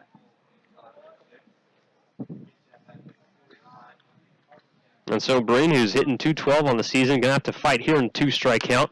Flips this one over the right side, but will slice foul out of play. Giving chase that time was Rathbone, but not a play over there down the right field line. And the count stays at 1 ball and 2 strikes. And so now Blattner in the stretch. Couple shakes, now has his sign. Pitch on the way, looked like something off speed there, nonetheless misses low to even it up at 2-2. 7-0, the Grey Wolves trail, although have collected 6 hits tonight. As the 2-2 on the way. Fastball runs low and a check swing there by Bryn. Good job holding up there as he forces another full count, his second tonight. Anyway, he can find himself on base. Try and get the top of the order up, maybe spark something with 2 outs here as this one misses inside, or rather 1 out as this one misses inside. And now a walk, the second of the evening for Michael Breen, and that'll bring Jeffrey Mitchell Jr. to the plate. And so far in this summer, Mitchell Jr. has really been the hottest hitting Grey Wolf, coming in, I believe, upwards around 370. And, of course, was named the West Coast League Hitter of the Week the very first week of the season. Has killed nearly every single team he's played against, although did struggle a tad bit during this week, only collecting a couple hits as he laces this one down the right field line, but gonna slice foul. As Mitchell Jr. just a couple of feet away there from extra bases, and a long and loud strike. Like I mentioned, 6 hits for the Grey Wolves. No runs to show for it, but 7 hits for the AppleSox and 7 runs to show for it. And that's simply been the difference. They've been able to capitalize as well as use the long ball to their advantage this evening. As a pickoff attempt over to first base, no tag, as Breen is in without even a slide. Breen's got a couple stolen bases this season. Definitely has flashed some quickness as well as agility. And he takes off here. Pitches a strike, throw down to second base, and it is not in time. With a foot first slide, he's safe. Michael Breen swipes second base. And as now the Grey Wolves have themselves a runner in scoring position with less than 2 outs, which they have not had this evening. So maybe the opportunity here, although down the count now 1-2 is Mitchell Jr., an opportunity to at the very least try and get this runner over to third and give the on-deck hitter Jordan Barkas an opportunity to plate the first run of the night. So now the 1-2 on the way. Ball low in the dirt, 2-2.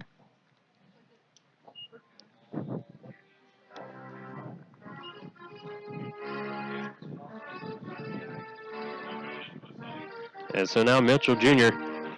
going to try and look away. He has featured pretty impressive opposite field power and goes that way this time. This one hit out to right field, but going to be playable there for Rathbone. And Michael Breen will not tag as Rathbone got a good arm out in right field. Was hit right on the nose, but directly at the right fielder. as he only had to take one step back, was able to gather himself and make a strong throw in, not enabling Breen to try and go to third. So now 1 for 3 on the night is Mitchell Jr. as that will bring Barkus to the plate. He's 0 for 1. Grounded out to second base in the third. Sacrificed Mitchell Jr. over to second base back in the first inning.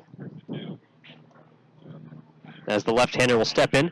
Lefty-on-lefty matchup as he takes a fastball on the outside corner, 0-1. And Hastings will go out to have a talk with his pitcher, Justin Blattner.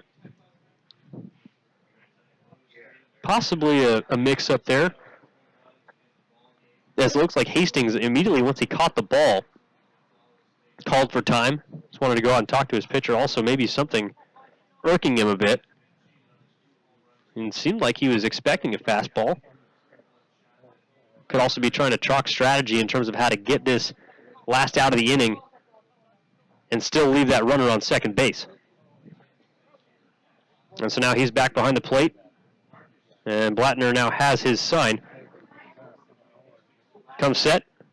Breen dancing around there on second base. He'll give him a look. And now a fake pickoff attempt over to second base, but nobody's home as Breen is in safe.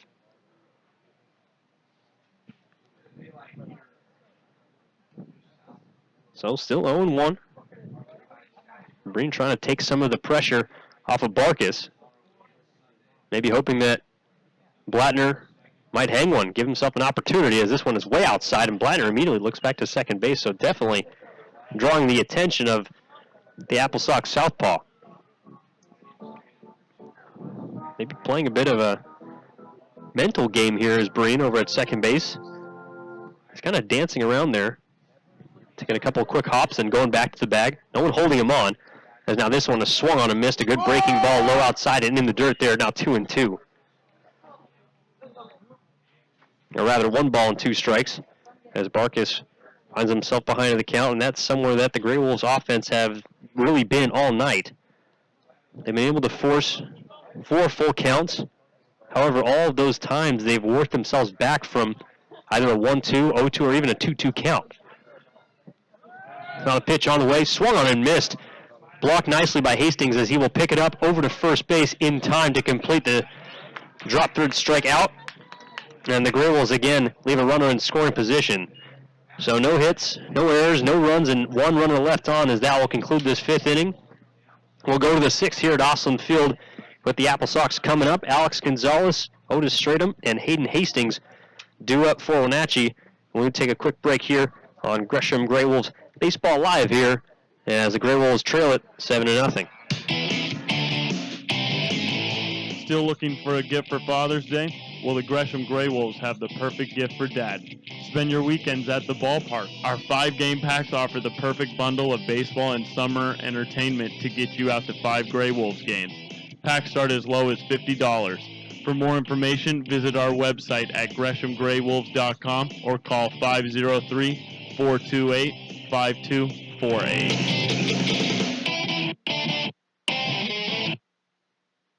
Turn a double play with the Gresham GreyWolves this season by becoming a marketing partner.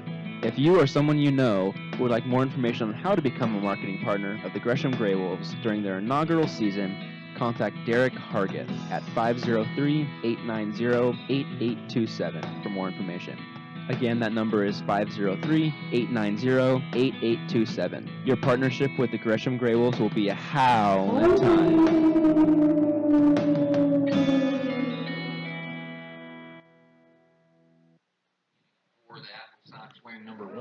And so now we are set to begin this 6th inning as the Gresham GreyWolves trail the Wenatchee AppleSox 7-0 here at Oslund Field. Donovan Ramirez, back out on the mound for his 3rd inning of work. So far, so good, as he has only allowed 1 base runner, and that was on a drop third strike call. So it effectively has retired the last 6 batters since coming in. And now first pitch swinging here is Alex Gonzalez, the leadoff hitter here in the 6th, and fouls this one back off the screen, 0-1. So Ramirez doing all he can to try and give his offense a chance to come back. He's been posting up zeros, and that's really all you can ask for. Sort of this long reliever position as he fires a fastball right there on the outside corner, 0-2. His delivery possibly a bit unorthodox, kind of leaning back when he is in the windup, as well as that high leg kick. Although one could argue it helps him not only deliver the velocity, but also some deception as this fastball misses high. Didn't chase to Gonzalez in his 1 ball and 2 strikes.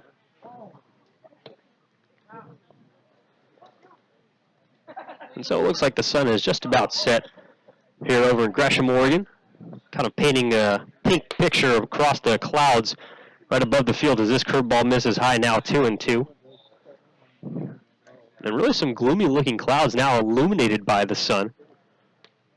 And what we thought was going to have to provide rain here earlier today. 2-2 pitch on the way, fastball misses outside, and Gonzalez has worked himself back from an 0-2 count here to make it full. With nobody out, leading off the inning, Otis Stratum on deck. And of course, that's been the biggest provider of offense tonight for the AppleSox. The payoff pitch on the way, fastball misses high as Gonzalez works himself a walk here, and a nice at-bat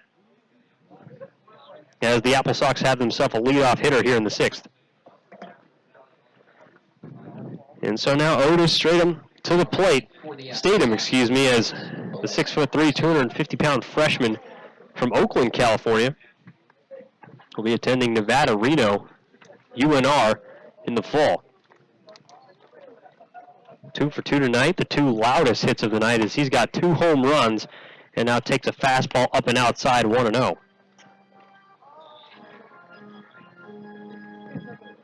Actually, Donovan Ramirez from San Jose, California, which is just about an hour away from Oakland. It's an opportunity possibly that Statham as well as Ramirez have seen each other before, as Ramirez gets the call on the outside edge with a nice fastball here to even the count at 1-1. And so quite possibly, I'll have to ask him after the game, but quite possibly some friendly competition now occurring right within the confines of this 60-foot.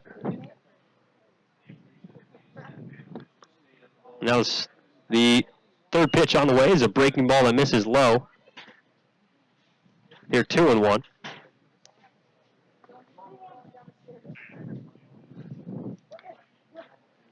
And so runner on first. Ramirez now pickoff attempt over to first base. No tag there from Rodriguez as Gonzalez is in with a head first slide. Gonzalez not necessarily your prototypical first baseman. Kind of a speedy guy, not necessarily middle of the order, kind of lower upper as he fakes a stolen base attempt, now goes back to first as this one is fouled back off the screen. 2 balls and 2 strikes here to Statham. Also not necessarily the tallest, and actually something I kind of noticed earlier in the game, especially when Will Matheson reached, I believe that was back in the 4th inning, was standing next to Gonzalez and was essentially towering over him, the 6'6" frame of this Grey Wolf against the, I believe, only 6 foot, maybe 5'11" frame of the Wenatchee AppleSox there, as this one is bounced in the dirt, but a nice pick there from Cairo as he'll pick it up, and that'll run the count full here, 3-2.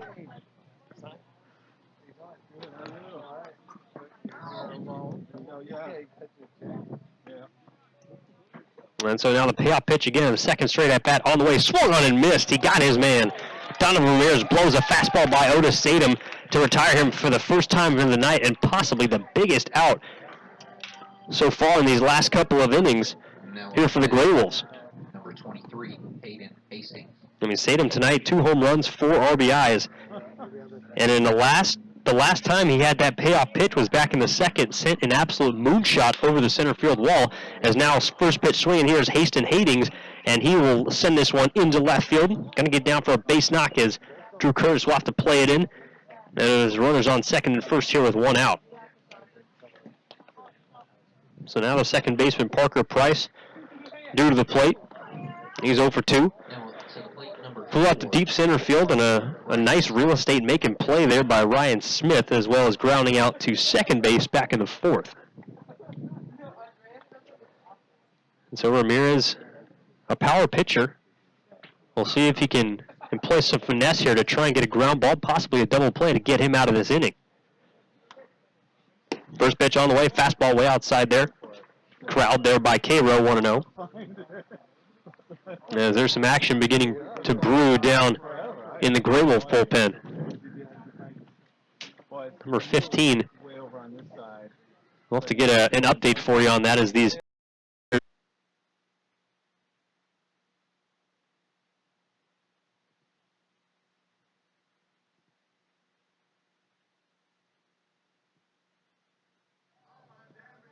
And so it looks like we're back on the air here at Oslund Field. Again, I mentioned in the last inning how we're experiencing some technical difficulties. Did not allow us to get that first batter of the inning, Jack Johnson, in, who was retired, grounded out to second base for the first out of the inning, which will bring now Will Matheson to the plate.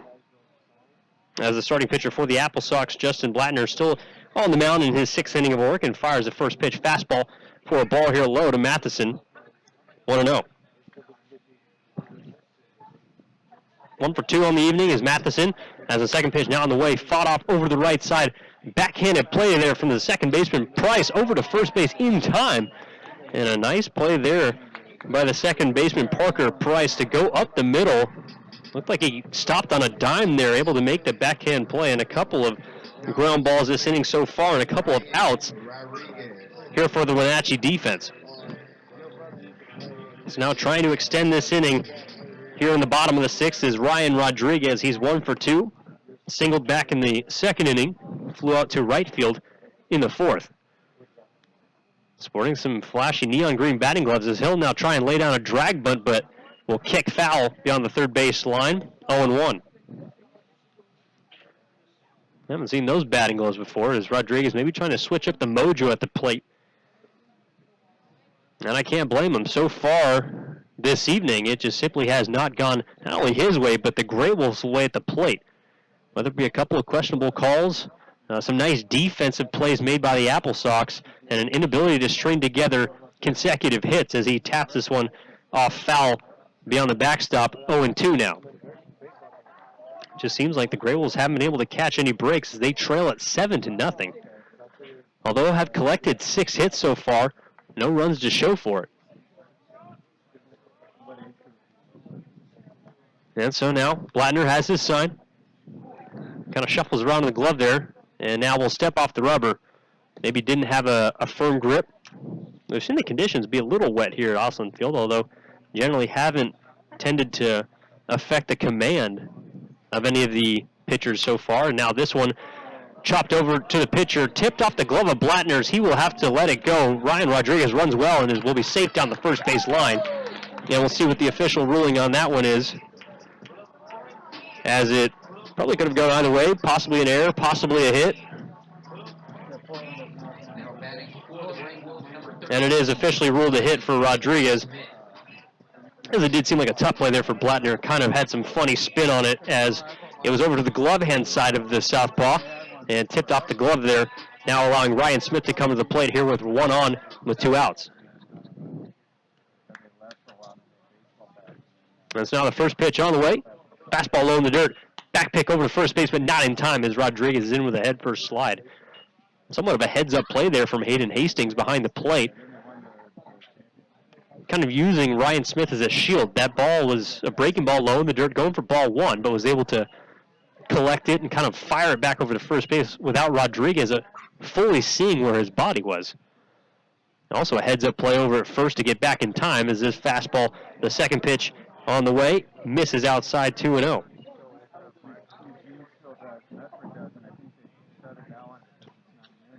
And so now, I hear 97 pitches for the AppleSox left-hander.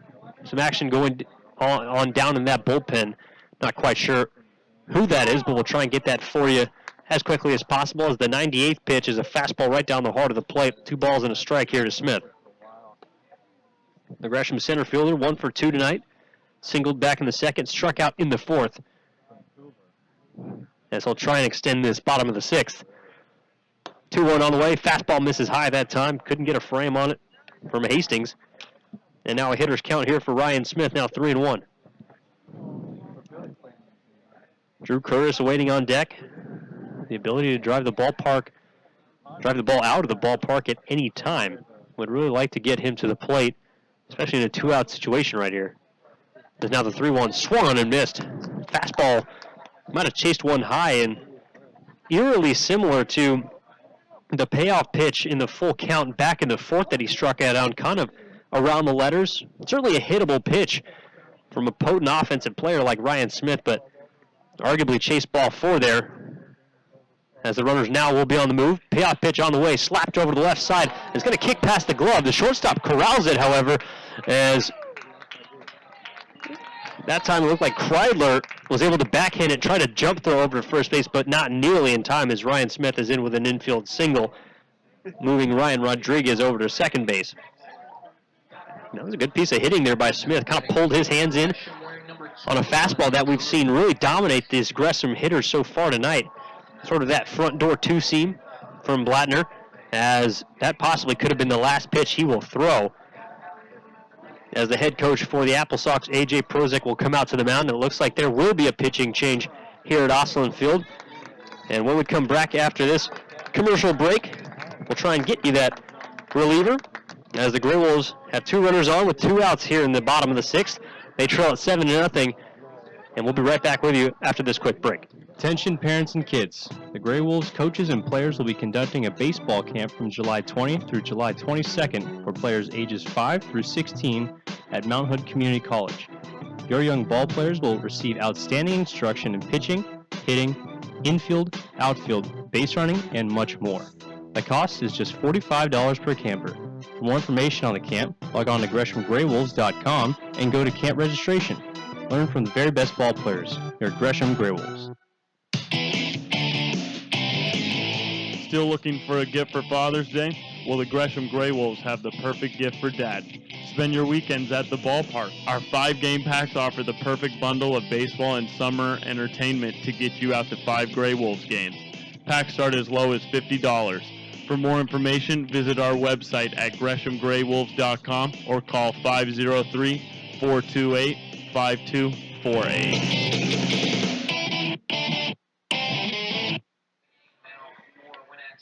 And so now we have a pitching change here at Oslund Field as Justin Blattner's day is done, and it will be Taylor Borchers, a 6-foot right-hander, a freshman at Gonzaga from Appleton, Wisconsin.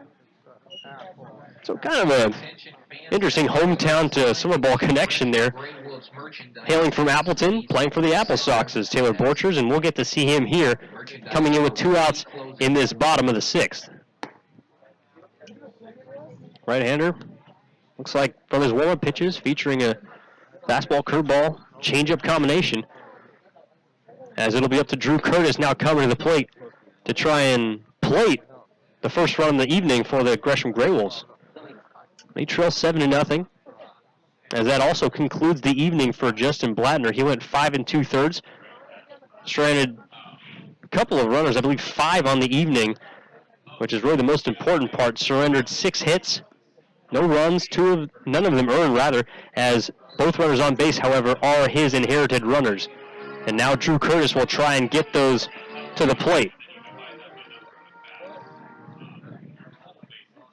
As the first pitch now on the way, here from the right-hander, fastball blown by Curtis up around the letters, 0-1. Definitely has some cheese behind that one. As Borges is going to stick to the game plan, going right at these GreyWolf hitters and make them beat you. 0-for-1, and now popped up into shallow center field as the second baseman, Price, will drift back and make the catch to retire the side. So another 2 runners left on base.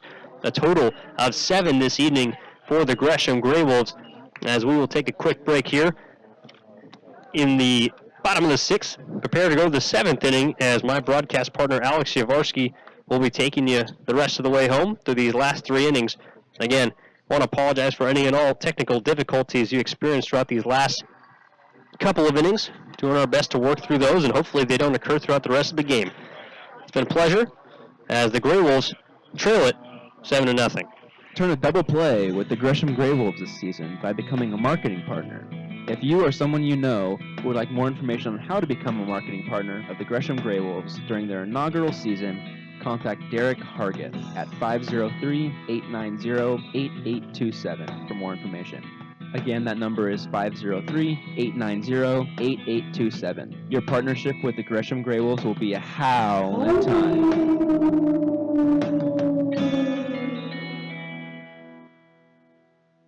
Don't miss out on all the action from the inaugural season of your Gresham GreyWolves.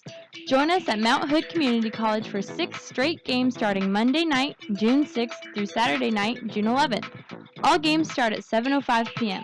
For tickets, call 503-428-5248. That's 503-428-5248. Or visit us online at GreshamGreyWolves.com. It's a howling good time down at the Lucky Pint, where we have 30 rotating taps, happy hour all day on Sundays, fishbowl Fridays, or just come down and fill up a growler. The Lucky Pint is the home of Gresham GreyWolves, where we honor service members with a 20% discount every Monday. Check us out on Facebook to see our latest cocktails and craft beer list, and then come in and see for yourself what all the excitement is all about. Located at 1888 Northwest Fairview Parkway in Gresham, your locally owned place for craft beer and cocktails in Gresham. Alex Shivarsky back here with you as we head to the 7th inning of play. It'll be the 2, 3, 4 hitters due up this inning for Wenatchee, and Matt Frazier, Ryan Kreidler, and Michael Tolia. As we enter the 7th inning of play, it's Wenatchee over Gresham 7-0. And for the AppleSox, it's been an offensive explosion, already with 3 home runs in this game, a 3-run homer back in the 2nd inning, and 2 solo shots since then. As the new pitcher into the game now for the GreyWolves, it's number 15, Kyle Scott. And for Scott, the lefty, he's 6'1", 165 pounds, just finished up his freshman year at Holy Names in Oakland, California, down by the bay, as Scott in on relief for the first time today. So 2-0 the count to Matt Frazier, as Frazier hit into a fielder's choice in the 1st inning, sacrifice bunt in the 3rd, and he struck out swinging back in the 4th inning. So he'll lead things off here for Wenatchee, and the 3-0 pitch is in there for a called strike. Now 3 balls and a strike to count to Matt Frazier. It's Kreidler on deck. He hit a home run earlier in this game, back in the 3rd inning, as that pitch is fouled off back to the fence. Now 3 balls and 2 strikes. How about Victoria going for their 12th win in a row? As the 3-2 pitch misses low and away, a leadoff walk issued by Kyle Scott. And we just mentioned Victoria going for their 12th victory in a row. 14 is the most wins consecutively by any West Coast League team, and get this, it was done by the AppleSox back in 2011, where they dropped their season opener and then railed off 14 straight. So Victoria trying to get in the standings themselves, as that first pitch offering in there for a called strike to Ryan Kreidler, who's 1 for 3 on the day. Flew out to the first baseman back in the 1st inning, flew out to 2nd in the 5th, and like we said, hit that solo shot back in the 3rd inning, as Kyle Scott will check the runner over there at 1st. Matt Frazier back with plenty of time, so we'll reset. It's been all AppleSox in this one so far. You know, they got off to an early lead, 3-0 in the 2nd inning, as that one's ripped right over to the shortstop Johnson, who misplays it, and everyone's going to be safe. So the first error of the night for either of these teams, and it'll be credited to Jack Johnson, who's at shortstop tonight. We've seen Johnson play a couple different positions in the infield, mostly the middle infield, but he was superb over there when he got an opportunity at 3rd base. I thought that looked like his most natural position. Everything hit over his way, made it look so effortlessly. And the kid's got a great arm. The throw from 3rd to 1st really doesn't faze him, as now up to the plate it'll be Michael Tolia, who's 0 for 3 on the night. He rips at the first pitch, right back to Johnson, who again misplays it. And once again, everybody's going to be safe. And around to score is Matt Frazier. So the leadoff guy who they walked comes around to bite him. And Wenatchee with an 8-0 lead now. Back-to-back errors by Jack Johnson. Now batting number 7, Jordan Rathbone. And that brings number 7, Jordan Rathbone, up to the plate now. 5-hole hitter tonight. He's 2 for 3, singled back in the second and third inning, and he grounded out in the fifth. So he'll step up to the plate here for his 4th time tonight. With runners on first and second, still nobody out here in the top of the 7th inning. 8-0 your score. Wenatchee on top of Gresham as that first pitch offering a breaking ball. That's way upstairs and way outside. Didn't get the break Kyle Scott was looking for. That one hung up more than he intended it to. So 1 ball, no strikes, the count to Jordan Rathbone.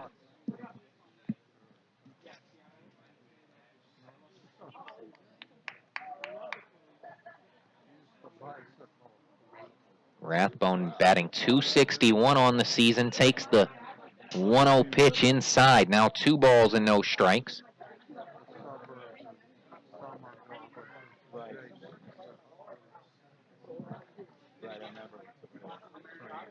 Rathbone just 5'11", but 200 pounds. The redshirt freshman from Gonzaga awaits the 2-0. That one misses in. Now 3-0.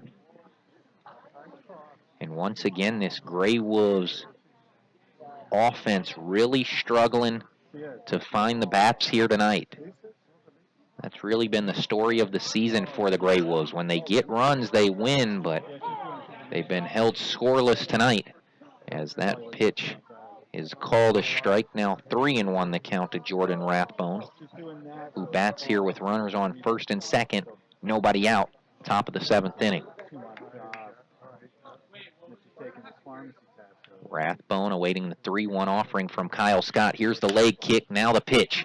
That one's ripped into left field. That one's going to get down, a base hit. Runner coming across to score. As everybody is safe, the throw to second, Rathbone is going to get there safely. And just like that, a 9-0 lead, Wenatchee over Gresham here in the top of the 7th. So a single, and then Rathbone heads over to second on the throw. So he's at second. Now runners on second and third base with 1 away here in the inning for Alex Gonzalez.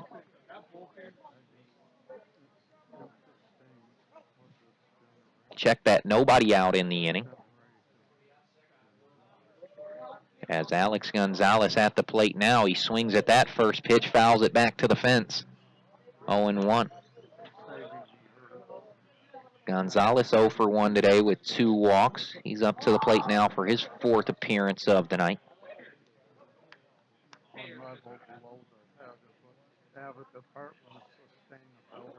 And Gonzalez, who's batting .200 on the season, awaits the 0-1 offering. Here's a breaking ball. Finds a piece of the zone. That'll even up the count now at 1. Kyle Scott features a curveball. We've seen a lot of it here tonight. He's been really going to that curveball a lot, and it's got some good break on it. 1-2 swung on, chopped foul, back out of play. Count remains 1-2. We'll be back here tomorrow night for game 2 of this series. 7:05 p.m. first pitch in this one. Of course, you can always listen to the action right here on GreshamGreyWolves.com. As the 1-2 pitch swung on and missed, strike 3 got him. So 1 away now in the inning. And the first strikeout of the night for Kyle Scott. Number 6, Odin Statham. So that brings Statham back up to the plate now. He's 2 for 3 tonight with 2 homers. 3-run homer back in the second inning and a solo shot in the 4th. Boy, oh boy, is this kid something special. First offering from Scott, missing low and away. Might be the best idea after seeing what he did earlier in this one with an empty base over there at first. Might want to think about giving him that open base. One away here, top of the 7th inning. The 1-0 offering, missing upstairs now. 2 balls and no strikes.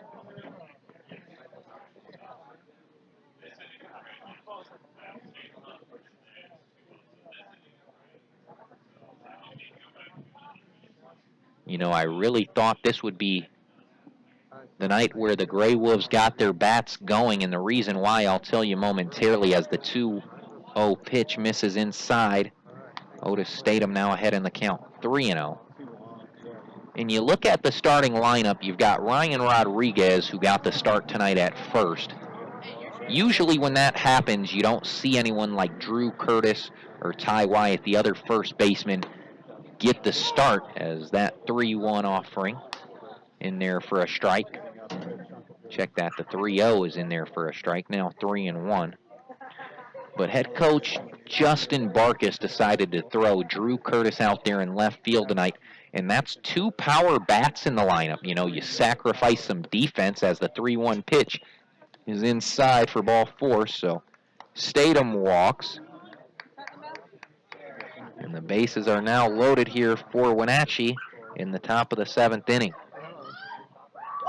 Still only 1 away as Hayden Hastings will come trotting up to the plate now for Wenatchee. Hastings, the starting catcher tonight. 1 for 3. He did strike out back in the 4th inning, and the ball dropped and mishandled by Cairo allowed him to reach base safely. So he reached on a strikeout. As the first pitch misses 1-0, here's the offering. That one again misses low. Kyle Scott's got to throw strikes here. The bases are loaded. Only 1 out here in the top of the 7th inning, and Hayden Hastings finds himself ahead in the count. 2 balls and no strikes. Scott set, now the leg kick, he fires. That one misses high and outside. And Scott now 1 pitch away from walking in a run. 3 balls, no strikes, the count to Hayden Hastings here in the top of the 7th inning. 9-0 your score, Wenatchee over Gresham. Here's the 3-0. That's called strike. 3 balls and 1 strike, the count now to Hastings. And if you're just now joining us, it didn't take long for the AppleSox to get off the board. They jumped on Gresham early, scoring 3 in the 2nd inning, 2 more in the 3rd and 4th, and then they added a pair in the 7th. As he popped him up, it's Barkus over there at second. And get this, Barkus made the catch out there in shallow right field. The runner was off the bag, and Barkus just hesitated. If he'd have made the throw sooner, he'd have probably doubled him up. I don't know what the hesitation was all about, but nonetheless, the Grey Wolves only get 1 out, so 2 away now in the inning. That'll bring the 9-hole hitter Parker Price back up. Price 1 for 3 tonight, singled back in the 6th inning in his last at-bat. And he'll have his 4th opportunity at the dish right here. First pitch, missing outside. A big second out there for Kyle Scott, who just got Hayden Hastings to pop up into shallow right field. Chance to get out of the inning, but Barkus with a bit of a mistake out there at second base, not paying attention to the runner off the bag at first, and he hesitated, allowing Statham to get back to first in time. So they're still loaded with 2 away here in the top of the 7th inning. Here comes the 2-0 offering. It's called a strike. Now 2 balls and 1 strike to count to Parker Price. Hey, Theo, take this. Just run. Price getting ready to play ball at Gonzaga, grew up in Boise, Idaho. As that 2-1 pitch in there for a called strike. Now 2-2. Another breaking ball there from Kyle Scott. Looked like a slider that started on the inside of the plate and broke to paint the corner. Here's the 2-2. That one sliced foul. A screamer down the first baseline, but that'll get out of play. So the count still 2-2 here to Parker Price. Top of the 7th inning, bases are loaded with 2 away in the inning. Kyle Scott set, now fires. There's a chopper right over to third. Breen will pick it up, step on the bag to retire the side, but not before Wenatchee adds some more runs. It's now 9-0 as we head to the bottom of the 7th inning. Time for the stretch at Oslund. Direct your attention down the third base side, where Gigi and Dion are going to lead us in playing a Take Me Out to the Ball game.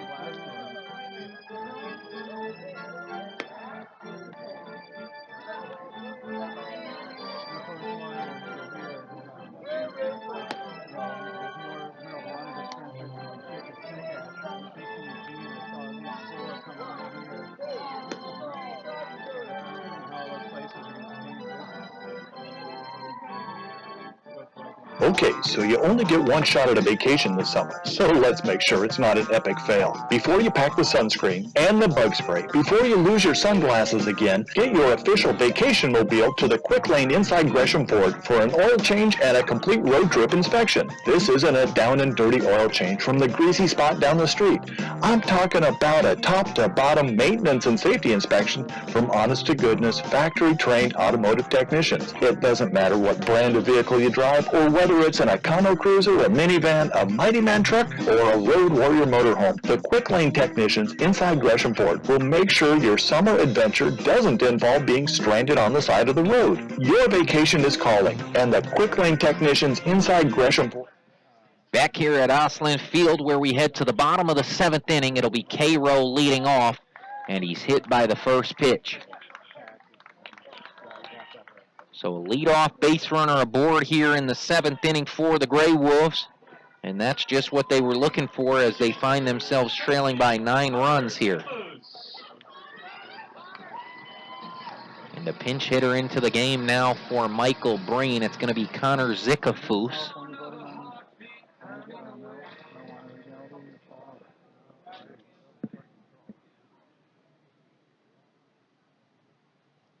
Zickafoos, who wears number 28, a 6'2", 205-pound sophomore from Chapman University.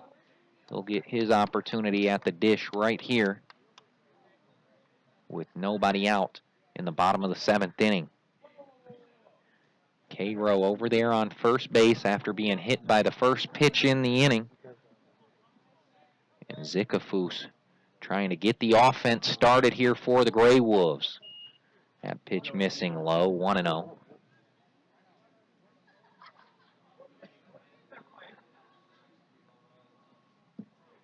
Game 1 of a 3-game series here as Zickafoos rips one into left field, but just foul. And out of the reach of the third baseman, Shane Martinez, over there near the bag.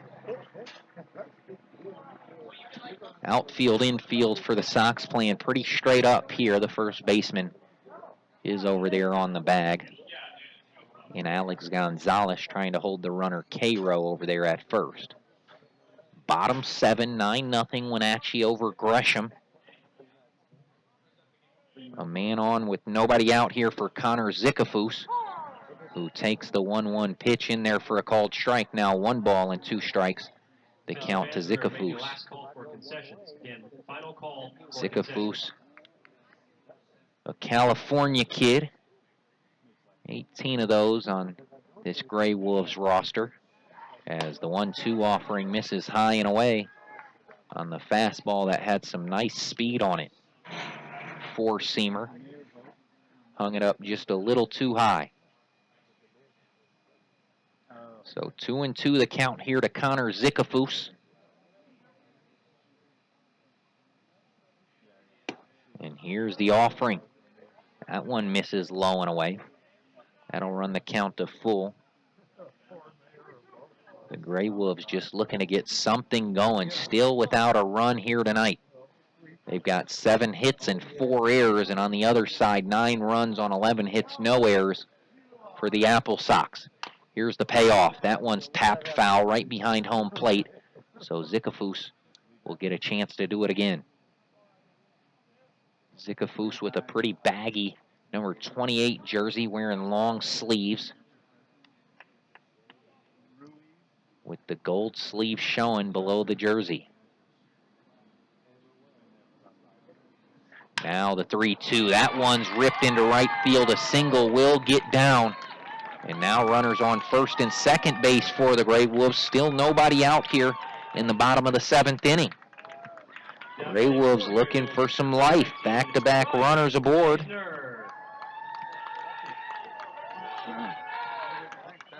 And another pinch hitter into the game now for head coach Justin Barkus. It's going to be number 19, Ryan Glazner, as he's looking to switch up the batting order here.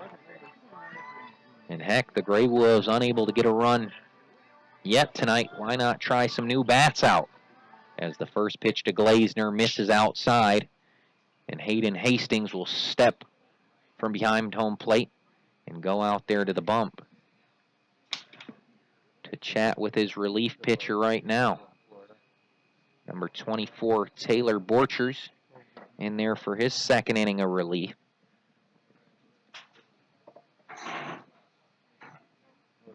And Glazner working with a 1-0 count here in the bottom of the 7th inning. Glazner rips one foul down the left side, backing out of play as that one touched the fence. So 1 ball and 1 strike, the count here to Ryan Glazner.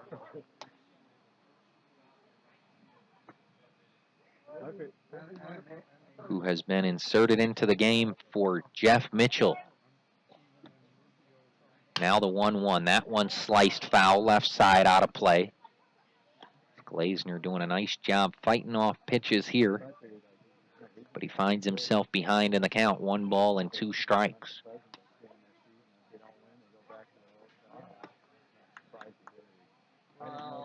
GreyWolves sit 4 games back in the standings, as that breaking ball misses inside. A good eye there by Ryan Glazner, as that pitch did not miss by much. So 2 balls, 2 strikes now the count. 9-0 your score, Wenatchee over Gresham, but Gresham does have runners on first and second, nobody out, as Glazner swings and misses as that 2-2 pitch, and the first out of the inning here. Now batting, number 5, Jordan Barkus. That'll bring Jordan Barkus back up to the plate now.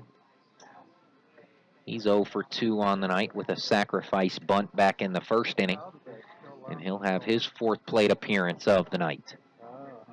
Here with 1 out in the bottom of the 7th inning, and runners on first and second. So 2 aboard for the GreyWolves as they try to take the goose egg off the board. And that pitch missing low and away, 1-0. Barkus with a sac bunt in the first inning, grounded out in the 3rd, and struck out swinging back in the 5th. We got the camo sleeve showing on his left arm underneath the jersey with the all-white batting gloves. Got the tape around his right wrist with that elbow pad on his right arm. Now the 2-0. Swung on a chopper right back up to short. The 6-4-3 double play is in time, and just like that, the inning's over. So we head to the 8th inning. 9-0 still your score, Wenatchee over Gresham. Let's make sure it's not an epic fail. Before you pack the sunscreen and the bug spray, before you lose your sunglasses again, get your official vacation mobile to the Quick Lane inside Gresham Ford for an oil change and a complete road trip inspection. This isn't a down and dirty oil change from the greasy spot down the street. I'm talking about a top to bottom maintenance and safety inspection from honest to goodness factory trained automotive technicians. It doesn't matter what brand of vehicle you drive or whether it's an Econo Cruiser, a minivan, a Mighty Man truck, or a Road Warrior motorhome, the Quick Lane technicians inside Gresham Ford will make sure your summer adventure doesn't involve being stranded on the side of the road. Your vacation is calling, and the Quick Lane technicians inside Gresham Ford will help make sure you get there. The Quick Lane inside Gresham Ford is open Monday through Friday till 10 and till 4 on Saturdays, and you'll never need an appointment. The Quick Lane inside Gresham Ford on Powell, 2 blocks east of 242nd. Alex Jaworski back here with you as we get you set for the 8th inning of play for the AppleSox. It'll be the top of the order due up this inning. Shane Martinez, Matt Frazier, and Ryan Kreidler. AppleSox with a 9-0 lead over the Grey Wolves. And if you're just now joining us, it didn't take long for Wenatchee to get on the board. They jumped off to an early 3-0 lead in the top half of the second, adding 2 more runs in the third, another 2 in the fourth, and then they added a pair on in the seventh. Now leading 9-0 as Shane Martinez steps up to the plate, his 5th plate appearance of the night. He's 2 for 4. Flew out to left his last time up in the 6th. First pitch offering in there for a strike. 0-1 the count to Martinez.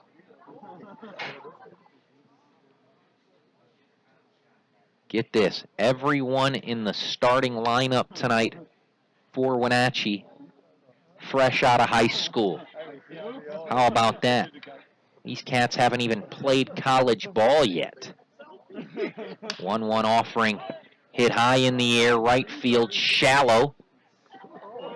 Calling off Barkus is the right fielder, Glazner, who records the out for out number 1. Number 5, Matt Frazier.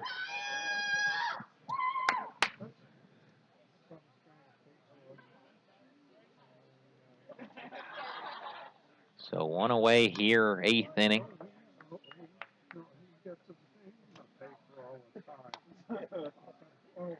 As Matt Frazier steps back up to the plate now. He walked in his last plate appearance back in the 7th. And now the 0-1 offering from Kyle Scott. That one's tapped foul. So now 0-2 the count with 1 away here in the top of the 8th inning. Bases are empty. Now the 0-2 offering. Swing and a miss. Strike 3. Got him. So 2 away now. As that'll bring Ryan Kreidler back up to the plate now for Wenatchee.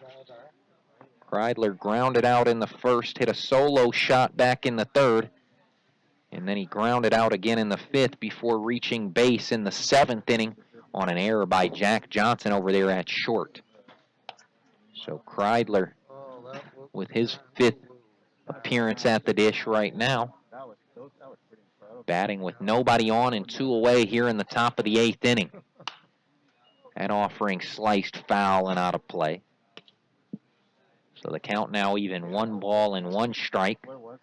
As the temperatures continue to cool here at Oslund Field, the lights are on in full effect as the 1-1 offering misses outside.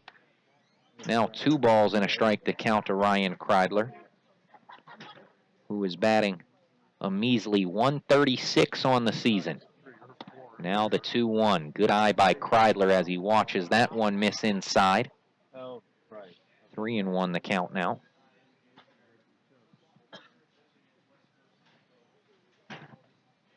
The 3-1 pitch swung on and missed as the count now full, 3 balls and 2 strikes. And we're at Mount Hood Community College here where the Grey Wolves play all their home games this summer. And, you know, honestly, one of the nicest fields I've seen all season long. Just talking about the field, I mean, we went up to Yakima where they played in a single-A ballpark. That one's ripped right over to Johnson at short. The throw to first is not in time as Kreidler is able to beat out the throw. And a runner aboard now with 2 away still in the inning. Number 30, So that's going to be an infield single for Ryan Kreidler. He's got his 2nd hit of the night. And that'll bring Michael Tolia up to the plate, the cleanup batter tonight for the AppleSox. First pitch missing low, 1-0. But as I was mentioning, we were in Yakima the other day, and the Yakima Bears used to play at that ballpark, now known as the Hillsboro Hop, but nonetheless, a single-A ballpark. And I kid you not, this field is the nicest looking field out of any of them I've seen so far, as that one's ripped right over to Zikafus at third. The throw across the diamond is in time for out number 3. So we head to the bottom of the 8th inning. Grey Wolves still trail the AppleSox 9-0 here on the Grey Wolves Live Network. Don't go anywhere, fans. You are listening to Gresham Grey Wolves Baseball. Finding the right dentist for your young children can be challenging. At Gresham Pediatric Dentistry, we understand the importance of helping your child feel comfortable in the dental chair. Since 2007, Dr. Jiyoung Lee has helped many young patients in the Gresham area, and she can help your child too. Request your appointment today at GreshamPediatricDentistry.com. Attention parents and kids. The Grey Wolves coaches and players will be conducting a baseball camp from July 20th through July 22nd for players ages 5 through 16 at Mount Hood Community College.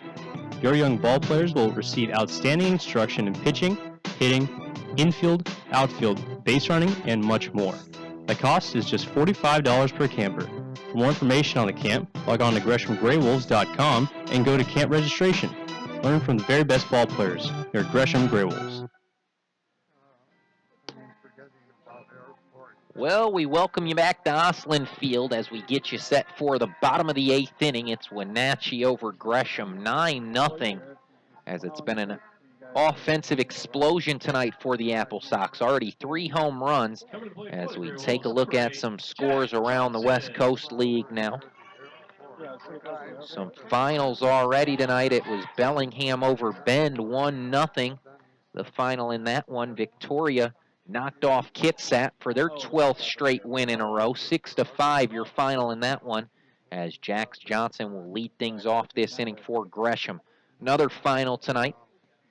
It's Kelowna over Cowlitz, 7-3.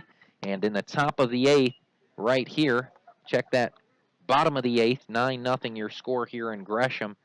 And in the top of the 9th, up in Yakima, it's Walla Walla with a 3-0 lead. 2-0 offering to Johnson, misses upstairs. 3 balls and no strikes. Johnson ahead in the count. Johnson 0 for 3 on the night. Flew out in the first. Grounded out in the 3rd and 6th. As a 4-pitch walk to lead off the inning.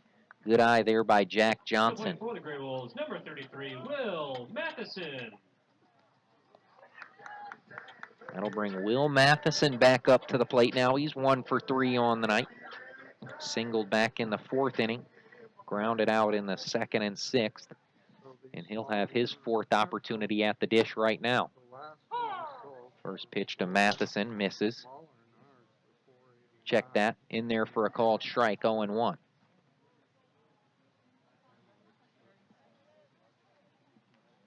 It's been all Wenatchee in this one. That pitch low to Matheson as the catcher Hastings will throw over to first. And Johnson back in time. So we'll reset bottom 8th inning, 9-0 Wenatchee over Gresham. Grey Wolves have a runner aboard with nobody out here in the inning. Matheson at the dish, 1-1 the count.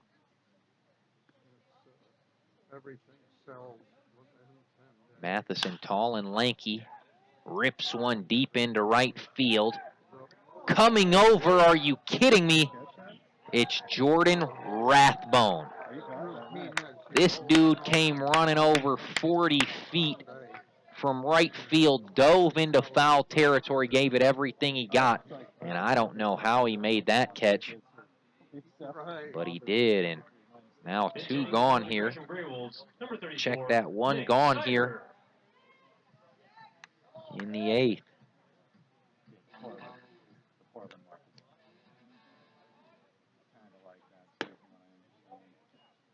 One of the best defensive plays I've seen all year out there in right field by Jordan Rathbone. I mean, it looked like Rathbone had no shot at that one as that one was headed for foul territory deep right. Schneider rips one into left field, a single. As that'll advance the runner Johnson to second, and the Grey Wolves have guys on first and second here, one away in the 8th inning. Brian Smith. As another pinch hitter into the game now for the Grey Wolves.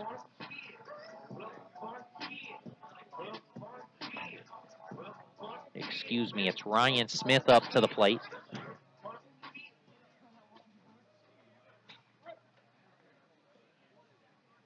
It was Schneider who pinch hit for Rodriguez, and now it's Ryan Smith at the dish.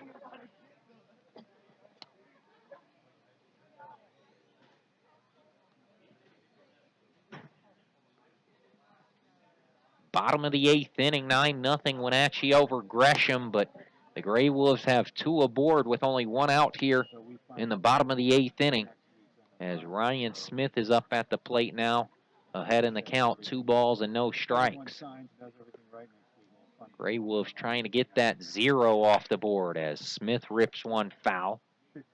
That one down first base line, and it's going to get out of play. Now 2 balls and a strike to count to Ryan Smith.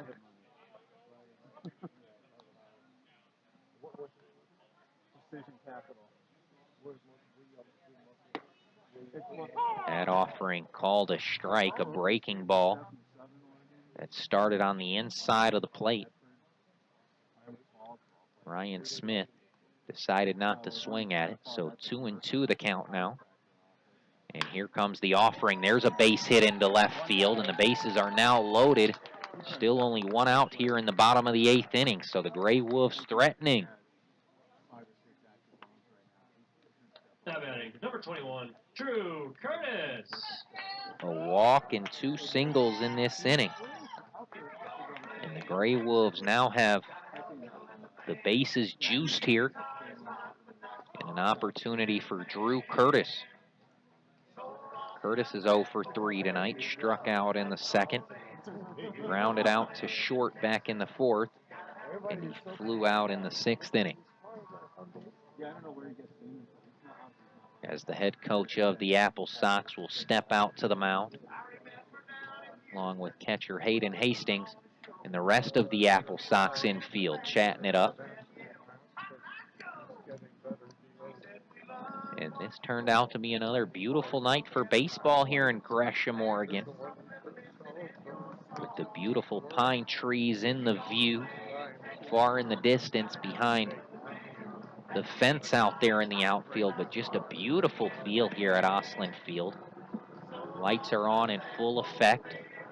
There's 4 light posts aligning the outfield out there. One in left center field, another one straight to center, one in right center field, and then the final one out there in right field. Just a beautiful scene here for baseball as we resume play here. First offering to Curtis, missing, low and away, 1 ball and no strikes.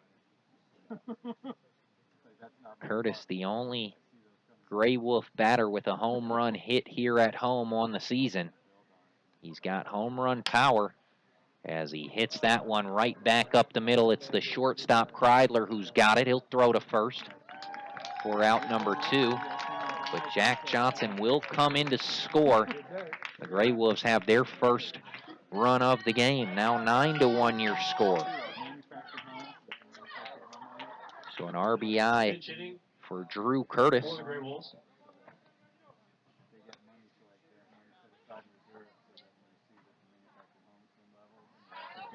Number 23, Kyle Henderson. That'll bring Kyle Henderson up to the plate now. A pinch hitter on in replace of Matt Cairo. So he'll get an opportunity with 2 aboard and 2 outs here in the inning. He rips the first pitch foul, first base side, and out of play.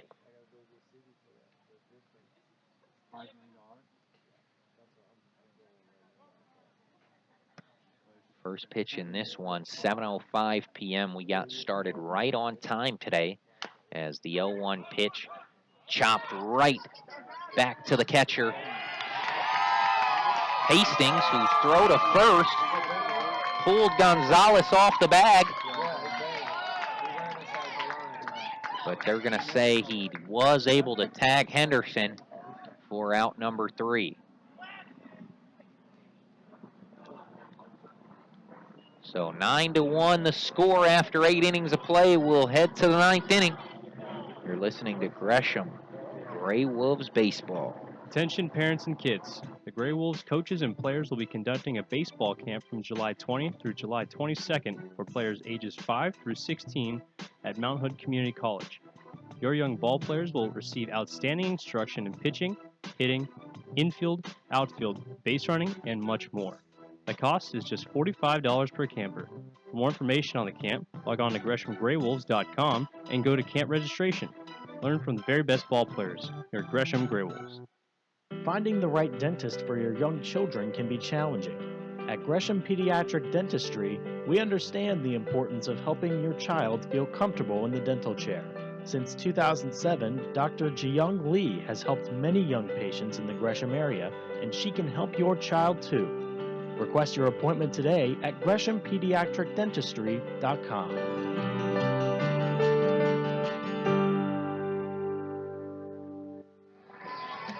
Alex Shavarski back here with you at Oslund Field as we get you set for the 9th inning of play. 9-1 your score, Wenatchee over Gresham. And it'll be the 5, 6, 7 hitters due up this inning for the AppleSox. Jordan Rathbone, Alex Gonzalez, and Otis Statham. Unless we see some changes here.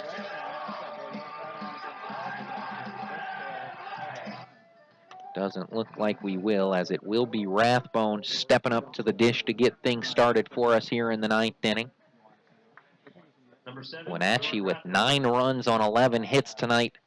Not a single error as Kyle Scott back on in relief. His first pitch offering fouled back and out of play. Rathbone fouled that one behind the fence to the right side here. So no balls and a strike. Top of the 9th inning. Nobody on, nobody out. Kyle Scott will step off the rubber. Tell Henderson to go through his signs once again. Now we're ready. Here comes the offering. It's in there for a called strike as the count's even now 1-1. Here comes the offering from Scott. That one's ripped into left field. And Curtis is going to have to play it on a hop. So the leadoff batter aboard now, it's Rathbone. And he's now got 4 hits in 5 plate appearances tonight. Rathbone, how about his performance tonight? He's been a nuisance to these Grey Wolves here tonight as that first pitch to Gonzalez ripped right over to the first baseman, Snyder, who catches it on a line, steps on the bag at first, and they double him up. So an unassisted double play there by the first baseman, Schneider, who has been inserted into the game as Ryan Rodriguez's day is done. And a nice play there by Schneider over there at first, as that'll bring Otis Statham back up to the plate now. He's 2 for 3 on the day with a walk, has 2 home runs already. 0-1 just off the plate as Statham was able to hold up. Now 1 ball and 1 strike. Yeah, it was Tatum who got things started in this one for Wenatchee. A 3-run bomb to deep center back in the 2nd inning, and that got the scoring started for the AppleSox here tonight. They haven't looked back since. Still on top, 9 runs to just 1 for the Grey Wolves. Here's the 2-1. Swing and a miss. That fastball fooled Statham. Kyle Scott blew that one right by Statham. So 2 balls, 2 strikes here. The count to Statham with 2 outs and nobody on. Statham rips one high in the air to right field. Coming over is Ryan Glazner, who will squeeze it and end the inning for out number 3. So we head to the bottom of the 9th.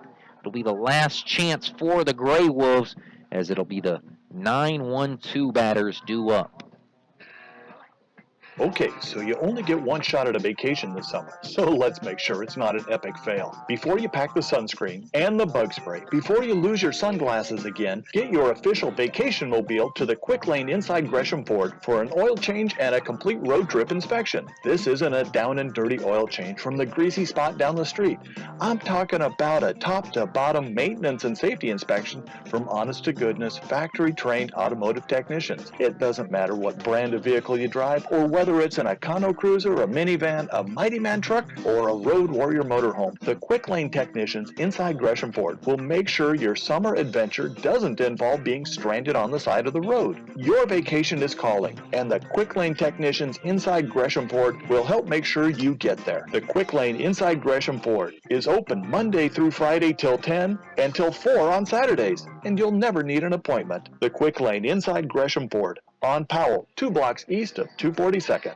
Well, fans, Alex Yavarski back here with you at Oslund Field as we head to the bottom of the 9th inning. It's Wenatchee over Gresham 9-1 as we check some scores around the major leagues tonight, some finals already. It's the Pirates over the Dodgers 8-6. The Yankees beat the Twins 5-3. Baltimore beat Tampa Bay 6-3. Your final in that one. Cubs over the Marlins 5-4. Indians beat the Tigers 7-4. San Diego all over Cincinnati 13-4. Your final in that one. The Mets beat the Braves 8-6. Red Sox beat the Rangers 8-7. Chicago White Sox over Toronto 3-2. Milwaukee over Washington 5-3. And Houston beat Kansas City 13-4 as Zikafu starts things off this inning for the Grey Wolves. He rips one over to the second baseman, Parker Price, whose throw to first is a bit wild, and Zikafu's aboard as he'll actually head to second as that throw went out of play. And that's the way the Grey Wolves were looking to start the inning off, with their 9-hole batter, Connor Zikafu, leading things off here with a single. Check that, an error by the second baseman, as Ryan Glasner will step up to the plate now for Gresham.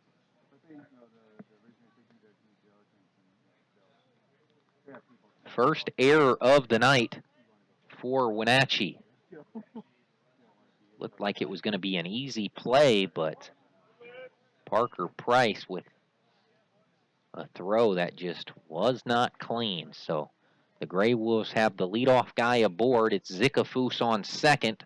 Nobody out here in the bottom of the 9th inning for Ryan Glasner, who takes that pitch low. 2 balls and a strike to count to him. Other games going on in the majors tonight. Arizona and Colorado all tied up at 9.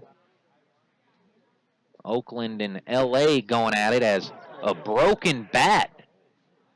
Wow, look out.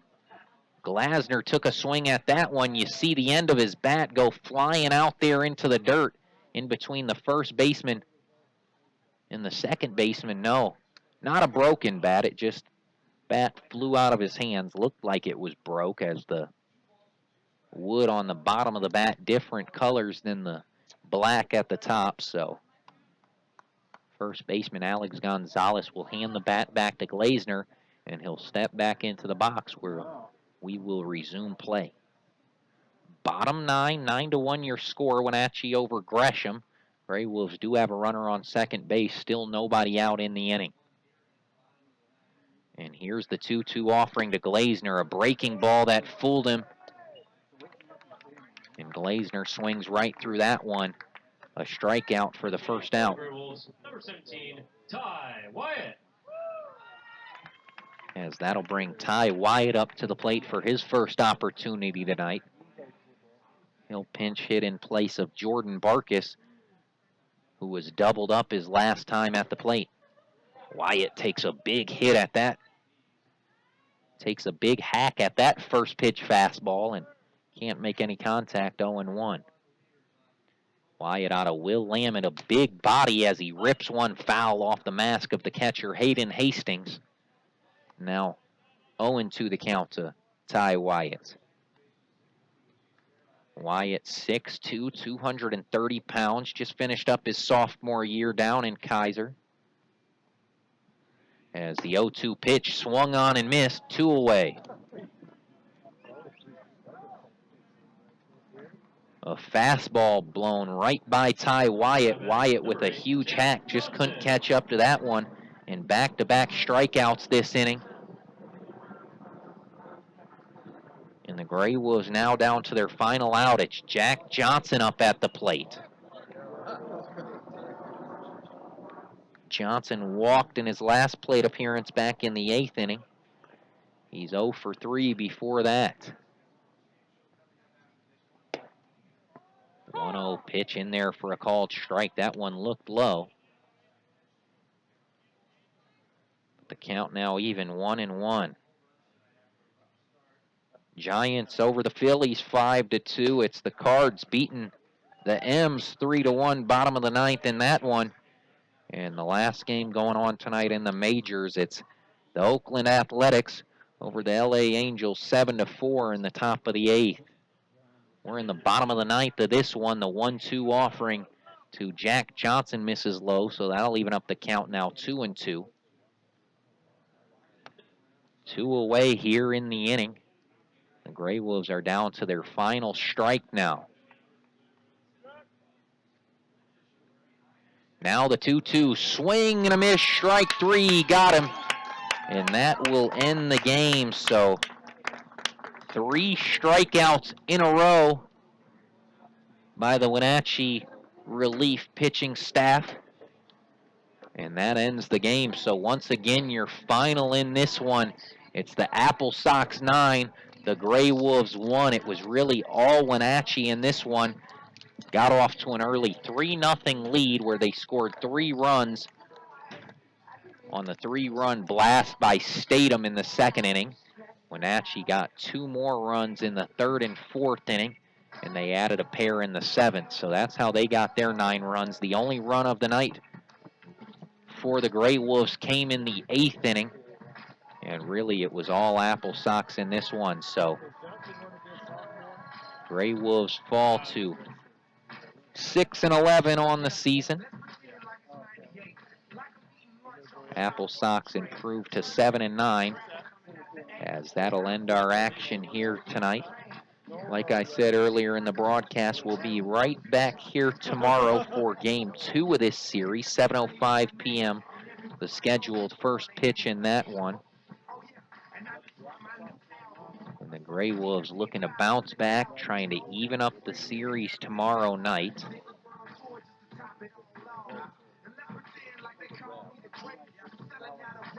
And that'll do it for us here tonight. So for Alex Yavarski, Evan Giddings, and the rest of our staff here at Oslund Field saying goodnight. And so long until next time, folks.